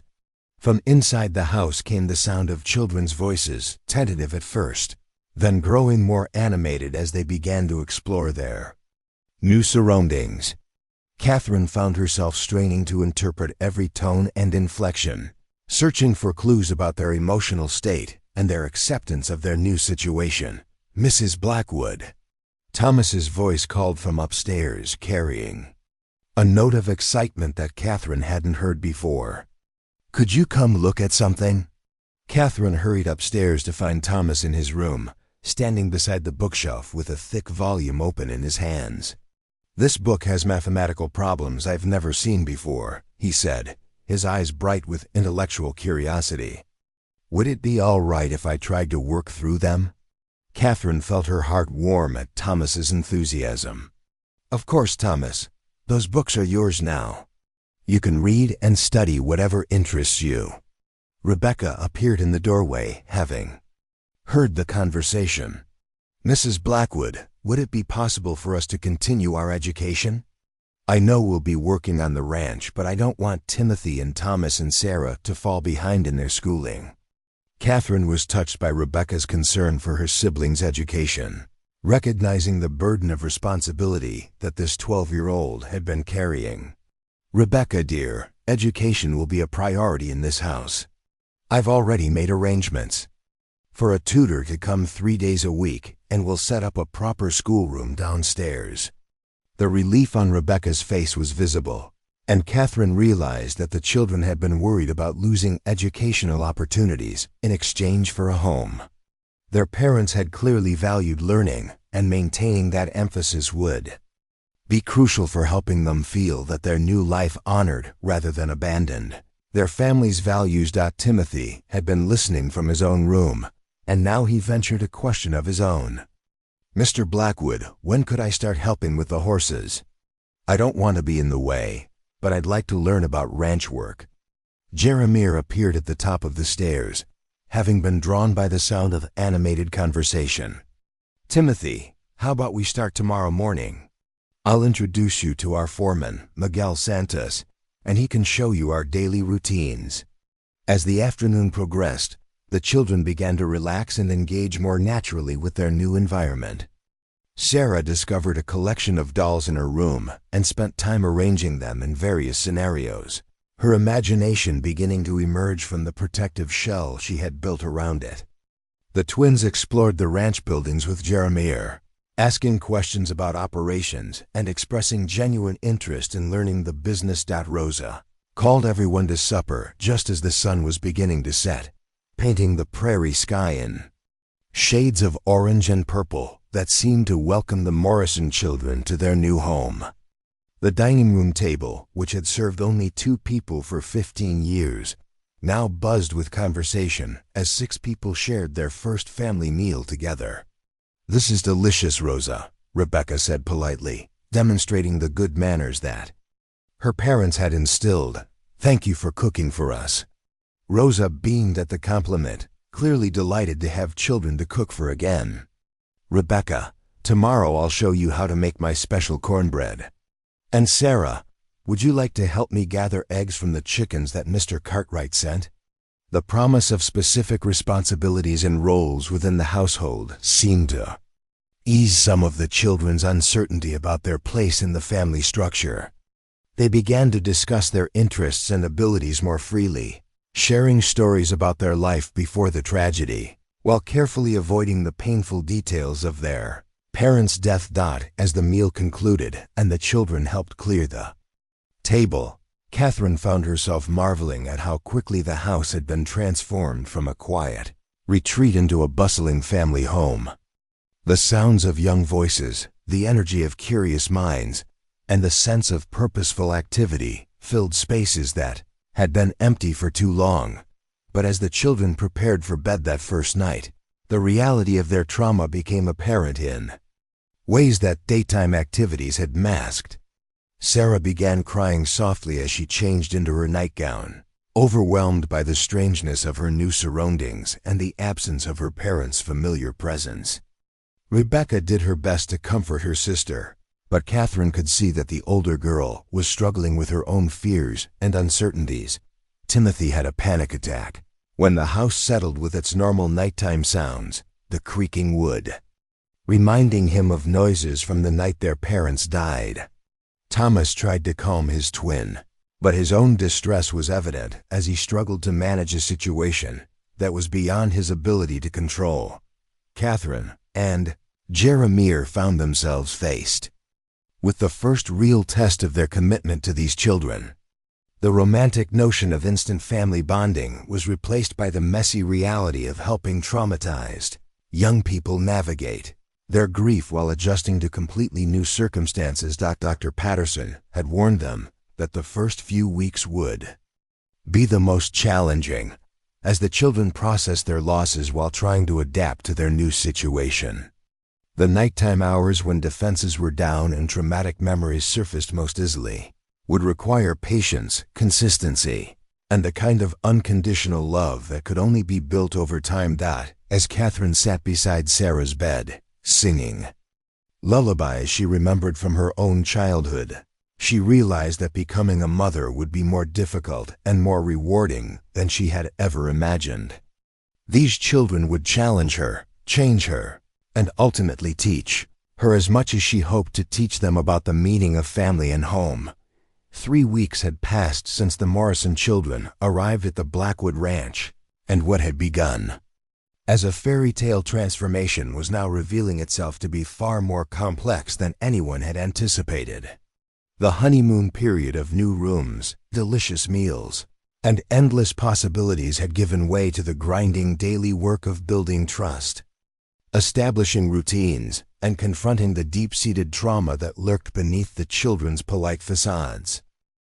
Catherine stood at the kitchen window, watching Timothy work with the new foal in the training corral, while Miguel Santos, the ranch foreman, provided patient instruction. In the 3 weeks since their arrival, Timothy had shown remarkable natural ability with horses, but his progress was constantly interrupted by sudden episodes of anxiety that seemed to come from nowhere. Just yesterday, the sound of a hammer striking an anvil at the blacksmith shop had sent him into a panic attack so severe that Dr. Patterson had to be summoned from town. "Mrs. Blackwood," Rosa said quietly, appearing beside Catherine with a cup of coffee. "That boy has the gift with horses, but his heart carries heavy burdens. It will take time for healing." Catherine accepted the coffee gratefully, drawing comfort from Rosa's calm presence. The housekeeper had become an invaluable source of wisdom during these challenging first weeks, her experience with children providing a steadying influence when Catherine felt overwhelmed by the complexities of instant motherhood. "Rosa, sometimes I wonder if we've taken on more than we can handle," Catherine admitted, voicing the doubts that had been growing stronger each day. "I thought love and good intentions would be enough, but these children need so much more than I know how to give." Rosa's expression was understanding but firm. "Mrs. Blackwood, no parent knows how to heal everything that hurts their children. But love and patience, given consistently over time, can work miracles that medicine cannot." The sound of raised voices from the schoolroom interrupted their conversation, and Catherine hurried toward the source of the disturbance. She had converted the ranch office into a proper classroom, complete with desks, blackboards, and an extensive library, where Miss Elizabeth Harper, the tutor she had hired, conducted lessons 3 days a week. Through the open doorway, Catherine could see Thomas standing rigidly beside his desk, his face flushed with anger and frustration. Miss Harper, a young woman fresh from a teaching college in the East, looked thoroughly flustered as she tried to maintain order in what had clearly become a confrontational situation. "I don't need you to tell me how to do arithmetic," Thomas was saying, his voice cracking with emotion. "I've been keeping ledgers since I was 6 years old. I know more about real mathematics than you learned in your fancy school." Miss Harper's response was well-intentioned, but poorly calibrated for a child who had been forced to grow up too quickly. Thomas, I understand that you have some practical experience, but there are proper methods and theories that will serve you better in the long run. If you would just try to be more receptive to instruction. Receptive? Thomas interrupted, his composure finally cracking completely. You want me to pretend I don't know things I do know so I can learn them your way. You want me to be grateful for lessons about adding numbers when I was calculating mine shares and equipment costs while you were still playing with dolls? Catherine stepped into the room, recognizing that Thomas's outburst wasn't really about mathematics or teaching methods. It was about control, identity, and the struggle to maintain some sense of competence and dignity in a world that had stripped away everything familiar.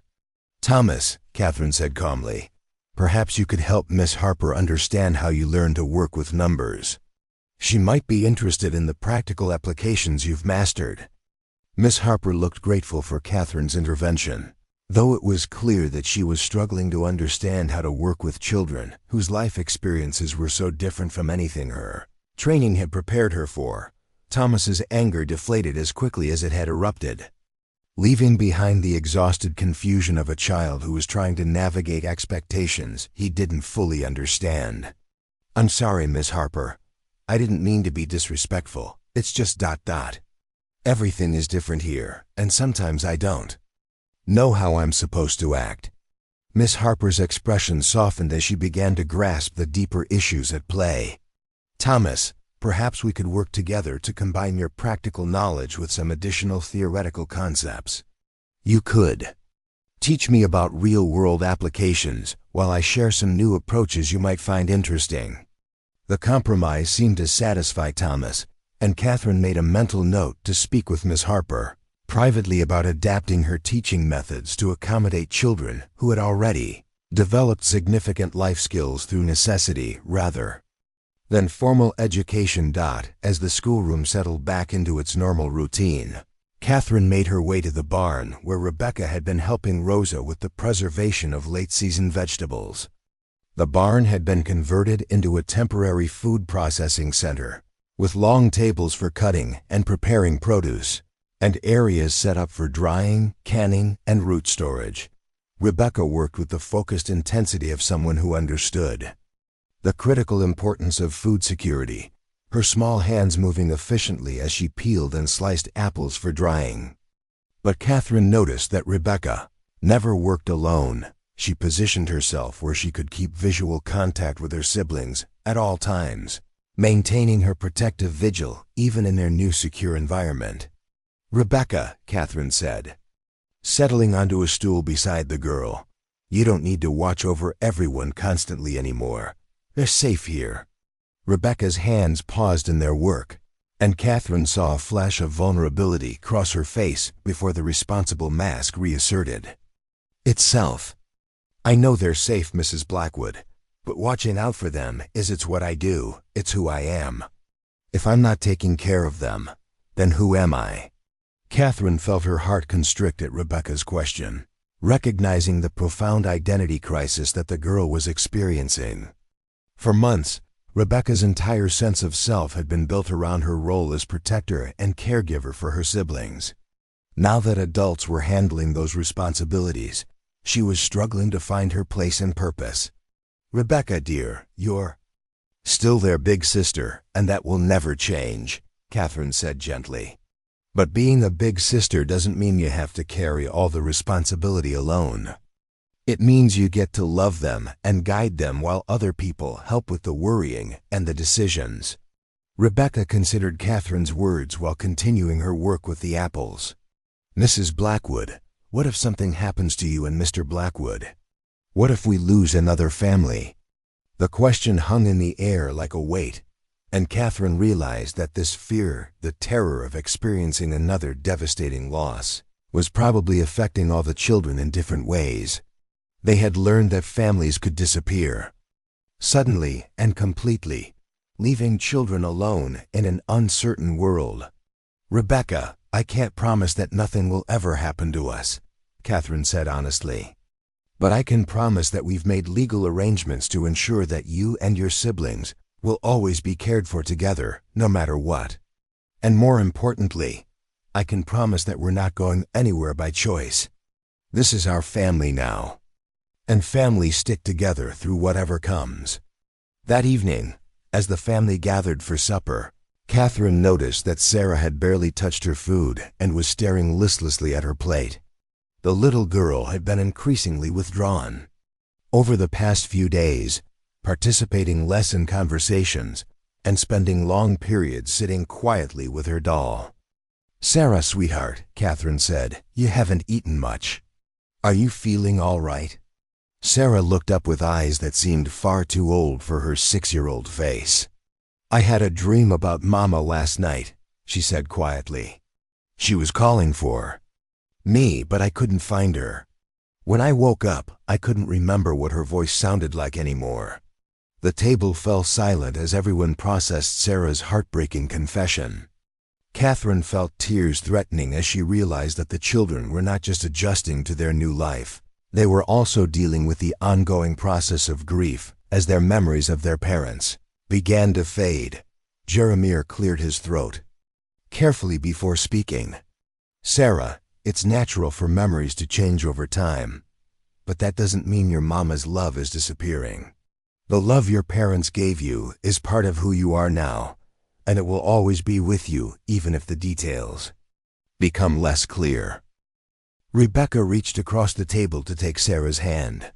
"Sarah, I remember Mama's voice, and I can tell you stories about the songs she used to sing to us. We don't have to let our memories fade if we share them with each other." Thomas nodded in agreement. "And I remember all the things Papa taught us about numbers and fairness and taking care of each other. We can keep those lessons alive by practicing them." Timothy, who rarely spoke during family discussions, surprised everyone by adding his own perspective. "I remember how Papa always said that horses could tell if you had a good heart. Maybe our parents are still with us in the good things. We learned from them." Catherine felt overwhelmed by the children's wisdom and their instinctive understanding of how to support each other through grief. These traumatized young people were teaching her profound lessons about resilience, love, and the ways that families can honor their past while building their future. Dr. Patterson arrived unexpectedly during dessert, having made the journey from town to check on the family's progress.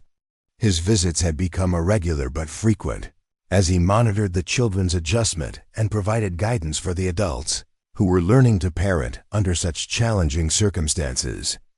"Dr. Patterson," Catherine said, welcoming him warmly. "Perfect timing. We were just having one of those conversations that reminds me how much these children have to teach us." Dr. Patterson accepted a cup of coffee and settled into a chair at the table, his experienced eyes quickly assessing the emotional climate of the family gathering. "How are you all doing? Any new challenges or concerns I should know about?" Timothy spoke up with unusual boldness. "Doctor, I've been having the dreams again. The ones about the night our parents died. They're getting worse instead of better." "Doctor." Patterson nodded seriously, recognizing that Timothy's nightmares were a significant concern that needed professional attention. "Timothy, traumatic dreams often intensify before they begin to fade. Your mind is processing experiences that were too overwhelming to handle when they first occurred. Have you been able to talk to anyone about the content of these dreams?" Timothy shook his head, his discomfort with the topic evident. "They're too scary to talk about. And I don't want to upset my sisters and brother by telling them about the terrible things I see." "Timothy," Dr. Patterson said gently, "keeping traumatic memories locked inside your mind can make them more powerful and frightening. Sometimes sharing them with trusted adults can help reduce their impact on your daily life." Catherine found herself wondering how many other psychological challenges lay ahead for this family as the children continued to process their trauma while adapting to their new circumstances. The work of healing, she was learning, was far more complex and time-consuming than she had initially understood. As Dr. Patterson prepared to leave, he pulled Catherine and Jeremiah aside for a private conversation. I want you to know that what you're seeing is completely normal for children who have experienced what yours have been through. The behavioral challenges, the emotional outbursts, the grief responses, all of this is part of the healing process. Catherine felt relief at the doctor's reassurance, but also apprehension about the road ahead. Doctor, how long does this process typically take? When will they start feeling like normal children again? Dr. Patterson considered his response carefully. Catherine, these children may never be normal in the sense of children who haven't experienced trauma. But they can become healthy, happy, productive young people who use their difficult experiences to develop extraordinary empathy and resilience. The key is patience, consistency, and understanding that healing isn't a straight line. There will be setbacks and breakthroughs, progress and regression.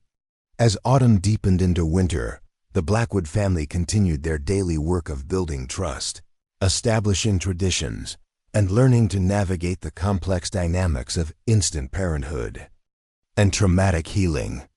Each day brought new challenges and small victories, teaching all of them that creating a family from the fragments of loss was perhaps the most difficult and rewarding work any of them would ever undertake. December arrived at the Blackwood Ranch with a ferocity that tested every relationship, every coping mechanism, and every foundation of trust that had been carefully built over the past 2 months. The first blizzard struck 3 days before Christmas, trapping the family inside the ranch house for nearly a week and forcing them to confront the reality of their new dynamics without the buffer of work routines and external distractions. Catherine stood at the frosted parlor window, watching snow pile against the barn doors while wind howled across the prairie with a sound that seemed to echo the loneliness she had felt during 15 years of childless winters. But this year was different. This year, the house vibrated with the energy of children who were struggling with cabin fever, holiday anxiety, and the intensification of traumatic memories that seemed to accompany the season of family celebrations. Mrs. Blackwood, Rebecca said quietly, appearing beside Catherine with her journal clutched against her chest. Timothy hasn't come out of his room since yesterday morning. He won't eat, and he won't talk to any of us. Catherine felt the familiar tightening in her chest that had become her constant companion whenever one of the children experienced a psychological crisis. Timothy's episodes had become more frequent and severe as winter deepened, and she was beginning to understand that the trauma responses Dr. Patterson had warned about were far more complex and unpredictable than she had anticipated. Has he been having the nightmares again? Catherine asked, though she suspected she already knew the answer. Rebecca nodded, her eyes showing the strain of trying to balance her role as supportive sister with her own need for emotional security. He screams in his sleep, but when we try to wake him up, he gets angry and tells us to leave him alone. Yesterday, he threw his pillow at Thomas when Thomas tried to comfort him. Catherine made her way upstairs to Timothy's room, pausing outside his door to listen for sounds that might indicate his emotional state. What she heard was silence so complete that it made her heart race with worry. She knocked gently and waited for a response that didn't come. "Timothy," she called softly. "It's Catherine. May I come in?" The silence continued, and Catherine made the decision to enter despite his lack of permission. She found Timothy sitting on his bed with his back against the wall, staring out the window at the swirling snow with eyes that seemed to see something far more terrifying than a winter storm. "Timothy," Catherine said, settling carefully into the chair beside his bed, "you've been in here for a long time. Your family is worried about you." Timothy's voice, when it finally came, was barely above a whisper. "The snow looks like the night. They died, white everywhere and cold, and people screaming." He paused, his breathing becoming shallow and rapid. "In my dreams, I can hear Mama calling for help, but I can't move. I can't save her." Catherine felt her own eyes fill with tears as she recognized the depth of guilt and helplessness that Timothy had been carrying. This 10-year-old boy had been blaming himself for his inability to save his parents during the cholera outbreak, a burden that no child should ever have to bear. "Timothy," Catherine said gently, "you were just a little boy when your parents got sick. There was nothing you could have done to save them. Even the doctors couldn't save them." "But I should have tried harder," Timothy insisted, his voice cracking with anguish. "I should have been braver. I should have taken better care of everyone." Catherine moved to sit on the edge of Timothy's bed, close enough to offer comfort, but not so close as to make him feel trapped. "Timothy, being brave doesn't mean not being afraid. It means doing what needs to be done, even when you are afraid. You were incredibly brave when you helped take care of your sisters and brother after your parents died. You were brave when you got on that train to come here. You're being brave right now by telling me about your feelings." Timothy's rigid posture began to soften slightly, though his eyes remained fixed on the storm outside. "Mrs. Blackwood, what if something happens to you and Mr. Blackwood? What if I can't protect my family again?" Catherine felt the weight of Timothy's fear settle around her heart like a heavy cloak.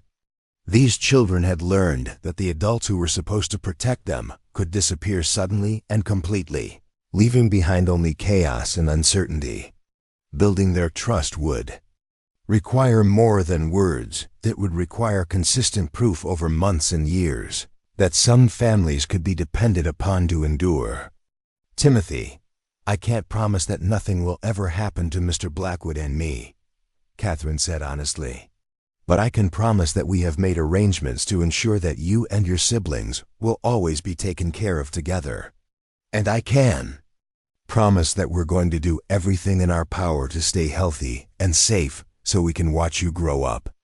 A commotion from downstairs interrupted their conversation, and Catherine heard Thomas's voice raised in frustration and what sounded like furniture being knocked over. She looked apologetically at Timothy, torn between the crisis in front of her and the apparent emergency developing elsewhere in the house. "Go," Timothy said quietly. "Thomas needs you too." Catherine squeezed Timothy's hand before hurrying downstairs, to find Thomas in the middle of a spectacular meltdown in the parlor. Books were scattered across the floor, a lamp had been knocked over, and Rosa was attempting to calm Thomas while maintaining a safe distance from his flailing arms. "I hate this place," Thomas was shouting, his face flushed with rage and tears streaming down his cheeks. "I hate Christmas, and I hate presents, and I hate pretending that everything is wonderful when our real parents are dead." Jeremiah appeared from the kitchen, his weathered face showing the strain of trying to manage a household in crisis during a blizzard that had already lasted 4 days. "Catherine, what triggered this?" Rosa answered for her voice calm despite the chaos around her. "Miss Sarah was playing with her new doll, the one you bought for Christmas, and she said it reminded her of the doll her mama made for her. Thomas got upset and said we were trying to replace their real family with presents and new toys." Catherine's heart sank as she realized that the children's first Christmas at the ranch was triggering grief responses rather than creating happy memories. She had spent weeks planning the perfect holiday celebration, buying gifts and preparing special meals, but she had failed to consider how painful it might be for the children to participate in family traditions without their parents. "Thomas," Catherine said, approaching him slowly as his anger began to exhaust itself, "you're right. We can't replace your real family, and we shouldn't try to. Your parents will always be your parents, no matter how much Mr. Blackwood and I love you." Thomas's rage deflated into sobbing exhaustion, and he allowed Catherine to guide him to the sofa, where she could hold him while he cried out months of accumulated grief and frustration. "I miss them so much," he whispered against her shoulder. "I try to be happy here, but it feels like betraying them." "Oh, Thomas," Catherine said, her own voice thick with emotion, "being happy doesn't betray the people we've lost. It honors them. Your parents wanted you to have a good life, even if they couldn't be here to share it with you." Rebecca appeared in the parlor doorway, her face pale with worry about her brother's breakdown. Behind her, Sarah clutched her new doll with an expression of guilt, as if she had caused the crisis by enjoying her Christmas present. "Sarah, sweetheart," Catherine called. "Come here. You didn't do anything wrong." Sarah approached hesitantly, her 6-year-old mind struggling to understand why enjoying her new toy had caused such upset. "I didn't mean to make Thomas sad," she said in a small voice. "I can put the doll away if it makes everyone feel better." Catherine felt her composure threatening to crumble as she realized how carefully these children monitored their own emotions and reactions to avoid causing distress to their siblings. They had learned to suppress their own needs and feelings in service of family harmony, a survival strategy that was both admirable and heartbreaking. "Sarah, you don't need to put your doll away," Catherine said firmly. "You're allowed to love new things and old things at the same time. Loving your new doll doesn't mean you love the memory of your mama any less." Dr. Patterson arrived that evening, having made the dangerous journey from town on snowshoes after receiving the message about the family's crisis. His presence brought immediate relief to Catherine, who had been feeling overwhelmed by the complexity of managing multiple children in various stages of emotional breakdown.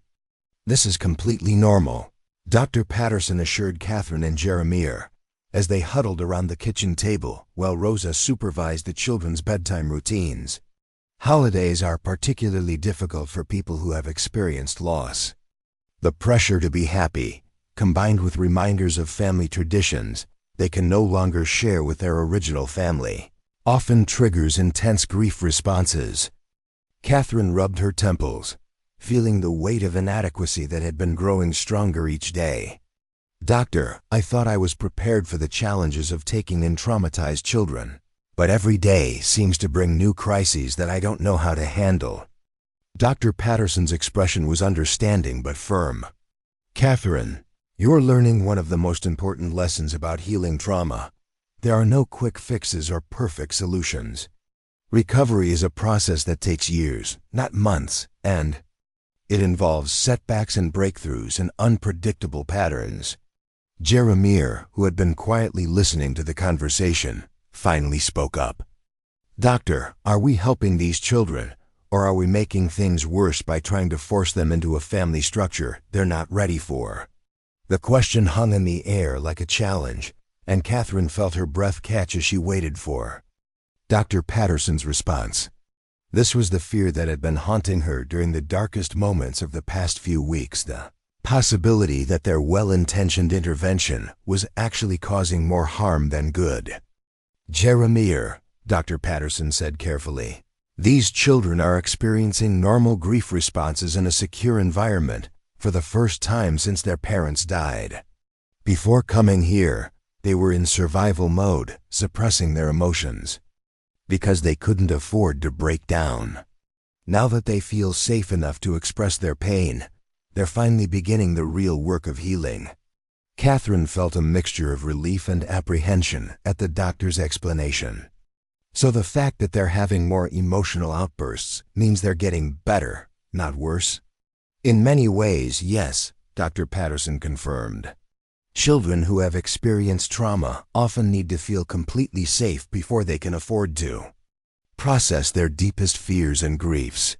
The fact that Timothy is sharing his nightmares with you, that Thomas feels comfortable expressing his anger, that Sarah is beginning to form attachments to new objects, these are all signs that they trust you enough to be vulnerable."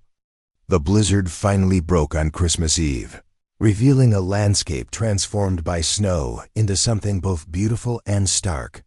The family gathered in the parlor that evening, not for the elaborate celebration Catherine had originally planned, but for a quiet acknowledgement of their complicated feelings about the holiday.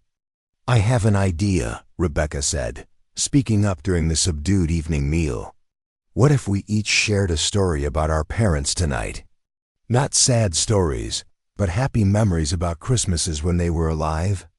Catherine felt tears threatening as she recognized Rebecca's wisdom in suggesting a way to include their lost parents in their new family's traditions. "That sounds like a wonderful idea, Rebecca. Thomas, who had been quiet since his breakdown that morning, managed a small smile. Mama always made Christmas cookies shaped like animals, and she would let us help even though we made a terrible mess. Timothy nodded, adding his own memory. And Papa would read the Christmas story from the Bible, but he would do different voices for all the characters. He made the wise men sound like they came from different countries. Sarah giggled at the memory Timothy had shared. I remember that. He made one of them sound like Mrs. O'Brien from the general store back home. As the children shared their memories, Catherine felt something shift in the emotional atmosphere of the room. The grief was still present, but it was becoming integrated. With love, gratitude, and the beginning recognition that honoring the past didn't require abandoning the future, Rebecca looked up from her journal, where she had been writing down the stories her siblings shared. Mrs. Blackwood, Mr. Blackwood, would you like to share stories about your families too? We could make this a tradition where everyone contributes memories. Catherine felt her heart swell with love for this remarkable girl who was learning to build bridges between past and present, between loss and hope. I would love to share stories with you, Rebecca. Family traditions should include everyone's history. As Christmas Eve deepened into Christmas morning, the Blackwood family created something entirely new, a celebration that honored their losses while embracing their possibilities, that acknowledged their pain while nurturing their healing, and that proved that families could be built not just from blood, but from choice, commitment, and the daily practice of love. 1 year later, the autumn sun painted the Blackwood ranch in shades of gold and amber as Catherine stood on the front porch, watching her children, for that's what they had truly become, prepare for the County Harvest Festival. The transformation that had taken place over the past 12 months was nothing short of miraculous, though Catherine had learned that miracles were usually the result of countless small acts of love, patience, and unwavering commitment rather. Then sudden magical changes. Timothy emerged from the barn, leading a magnificent black stallion named Thunder, the same horse that had been considered untrainable when it arrived at the ranch 6 months ago. Under Timothy's patient guidance, the wild animal had become one of the most responsive horses on the property, a testament to the boy's extraordinary gift and his growing confidence in his own abilities. Mama Catherine, Timothy called out. Using the name that had evolved naturally over the months, Thunder is ready for the demonstration at the festival. Do you think people will be impressed? Catherine felt her heart warm at Timothy's unconscious use of the maternal title, that none of them had forced or discussed. It had simply emerged as their relationships deepened and their family bonds solidified. Timothy, I think people will be amazed. You've accomplished something that experienced horsemen said was impossible. The past year had brought remarkable changes to each member of the Morrison family. Timothy's nightmares had gradually diminished as he found purpose and confidence in his work with horses. The combination of Dr. Patterson's continued counseling, the healing power of meaningful work, and the security of permanent family bonds had allowed him to process his trauma while developing his natural talents. Thomas bounded out of the house, carrying a ledger book and wearing the serious expression that had become his trademark when discussing ranch business. At 11 years old, he had become Jeremiah's invaluable assistant in managing the financial aspects of their expanding operation, his mathematical gifts proving essential as they diversified into horse training and agricultural innovation. Papa Jeremiah, Thomas announced, I've calculated that our horse training program has increased ranch revenue by 37% this year. If we expand the program as we discussed, we could potentially double that figure within 2 years. Jeremiah appeared in the doorway, his weathered face creased with pride as he listened to Thomas's report. The title Papa Jeremiah had been Thomas's own invention, a way of honoring his birth father while acknowledging the man who was actively shaping his future. Thomas, your projections are impressive, but remember that sustainable growth requires careful planning and adequate resources. Jeremiah replied, engaging his adopted son in the kind of serious business discussion that fed Thomas's intellectual curiosity while teaching him practical skills. Rebecca descended the front steps carrying a wooden crate filled with preserves, baked goods, and handcrafted items that she had been preparing for weeks. At 13, she had blossomed into a remarkable young woman who combined domestic skills with business acumen, having established a small enterprise selling her products to neighboring ranches and in town. "Mama Catherine," Rebecca said, "I've prepared enough items for the festival booth, plus extra orders that Mrs. Henderson requested for the boarding house. The profits should be enough to buy the sewing machine we discussed." Catherine marveled at Rebecca's entrepreneurial spirit and her growing confidence in her own abilities. The girl who had once carried the weight of protecting her siblings had learned to channel her responsible nature into productive pursuits, while allowing herself to enjoy the security of having adults handle the major decisions and worries. Sarah skipped out of the house carrying a small easel and a box of paints, her blonde curls bouncing as she moved with the carefree energy that Catherine had once feared they might never see. At 7 years old, Sarah had developed into a talented artist whose paintings captured the beauty and life of their ranch environment with remarkable skill and emotional depth. "Look, Mama Catherine," Sarah exclaimed, setting up her easel to display her latest painting. "I painted Thunder and Timothy together. Miss Harper says I have a gift for capturing the spirit of my subjects." Catherine studied Sarah's painting with genuine admiration. The image showed Timothy and Thunder in perfect harmony, the boy's gentle confidence reflected in the horse's trusting posture. It was a work of art that captured not just visual accuracy, but emotional truth. "Sarah, this is absolutely beautiful," Catherine said, kneeling down to her youngest daughter's level. "You've shown how much love and trust exists between Timothy and Thunder. That's a very special gift." Miss Harper emerged from the house carrying additional artwork and school supplies, her teaching methods having evolved considerably over the past year as she learned to work with children whose life experiences had given them wisdom beyond their years, while leaving gaps in traditional academic areas. "Mrs. Blackwood," Miss Harper said, "I wanted to update you on the children's academic progress before the festival. Rebecca is reading at a high school level and has expressed interest in studying literature and business. Thomas has mastered mathematics well beyond his age group and is ready for advanced studies in engineering and economics. Timothy shows remarkable aptitude for animal science and agricultural studies. And Sarah's artistic abilities are truly exceptional. I believe she would benefit from specialized instruction in fine arts." Catherine felt pride swelling in her chest as she listened to Miss Harper's assessment. These children who had arrived as traumatized orphans with uncertain futures were developing into talented, confident young people with clear interests and remarkable potential. Harold Brennan's familiar wagon appeared on the horizon, approaching the ranch for what had become an annual tradition. The station master had maintained close contact with the Morrison Blackwood family throughout their first year together, serving as both friend and unofficial chronicler of their remarkable transformation.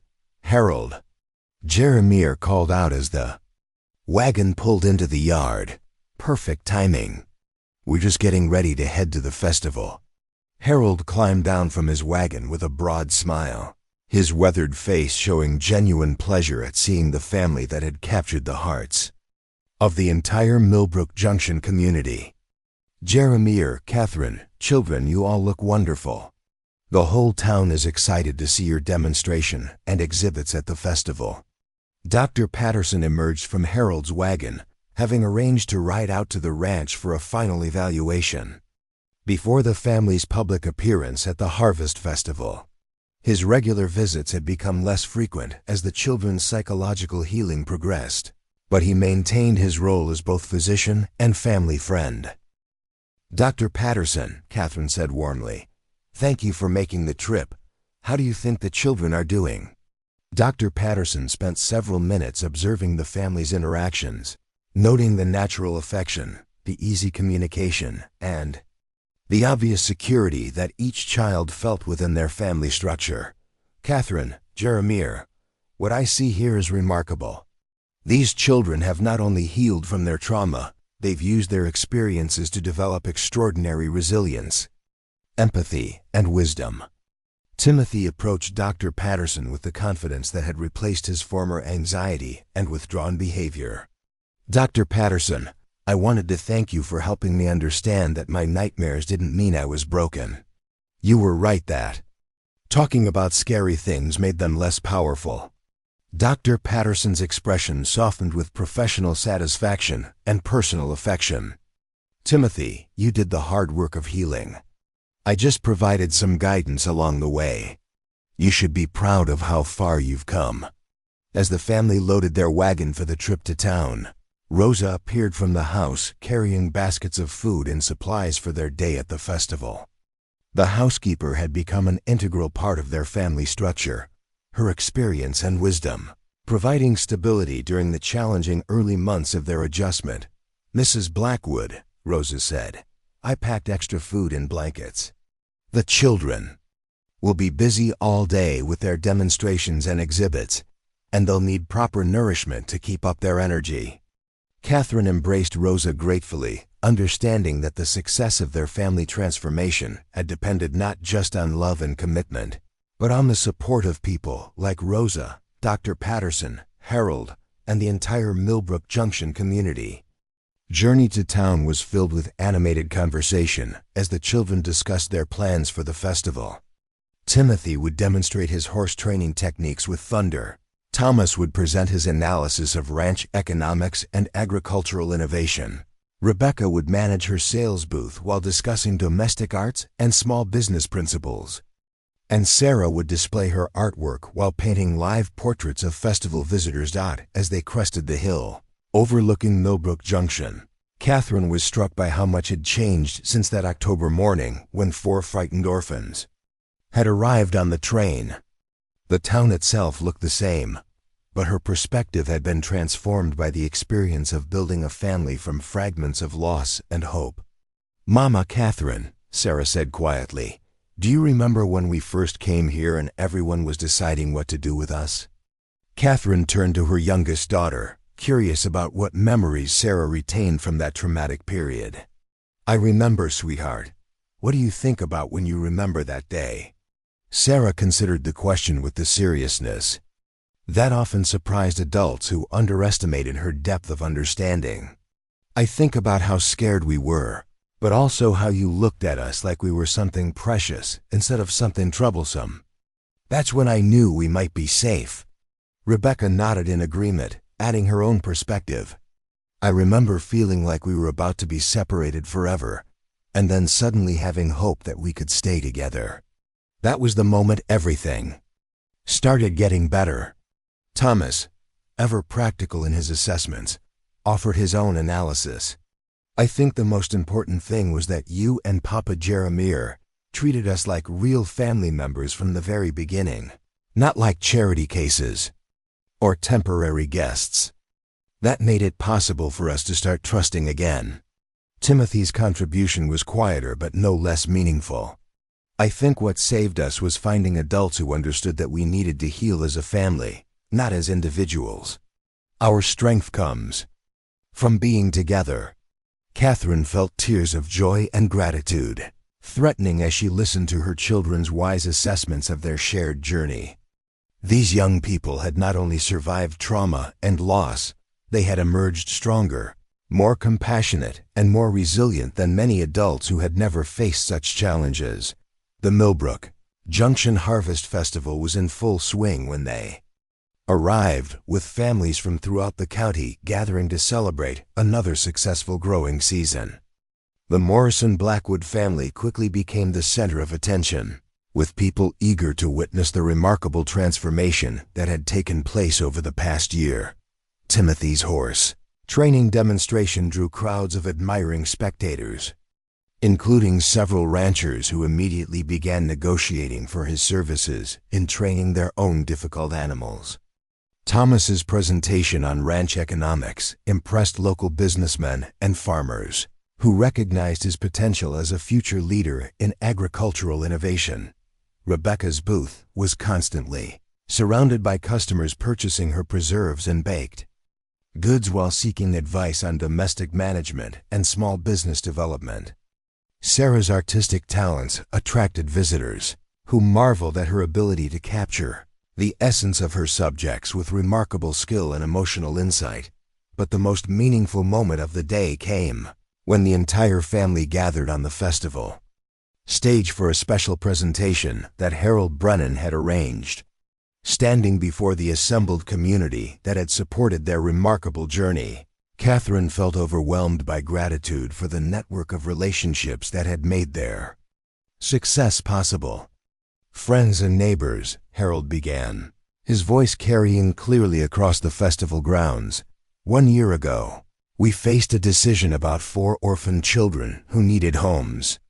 Today, we celebrate not just their successful placement, but the remarkable family they have built together through love, commitment, and the support of this entire community." The applause that followed was warm and sustained, reflecting the genuine affection and admiration that the Morrison Blackwood family had earned through their courage, resilience, and determination to thrive despite the challenges they had faced. As the sun set over the Harvest Festival, painting the Kansas sky in shades of orange and purple, Catherine stood surrounded by her children, her real, permanent, chosen family, and reflected on the journey that had brought them to this moment of triumph and joy. The frightened orphans who had arrived on a train 1 year ago had become confident, talented young people with bright futures and unshakable family bonds. The childless couple who had taken them in had discovered that the greatest gift they could give was not just a home, but the unwavering commitment to love unconditionally through every challenge and triumph, and the community that had witnessed their initial struggle had learned that families could be built in many ways. But the strongest foundations were always laid with patience, love, and the courage to believe that tomorrow could be better than yesterday. As they loaded their wagon for the journey home, each child carrying prizes and recognition for their achievements, Catherine knew that this was not an ending but a beginning. The seeds they had planted together would continue to grow, creating a legacy of love, resilience, and hope that would influence generations to come. The Morrison Blackwood family had proven that with enough love, commitment, and community support, even the most broken hearts could heal, and even the most impossible dreams could become reality. Their story would inspire others to take chances on love, to believe in the power of family bonds that transcended blood, and to understand that sometimes the greatest miracles happened not in moments of magic, but in the daily choice to love unconditionally and never give up on each other. As the wagon rolled toward home under a canopy of stars, 4 children who had once faced an uncertain future looked ahead with confidence, security, and the unshakable knowledge that they were loved, valued, and destined for greatness. And 2 adults who had longed for children discovered that the greatest joy in life was not getting what you wanted, but learning that what you needed had been waiting for you all along. Up next, you've got 2 more standout stories right on your screen. If this one hit the mark, you won't want to pass these up. Just click and check them out. And don't forget to like, subscribe, and turn on the notification bell so you don't miss any upload from us.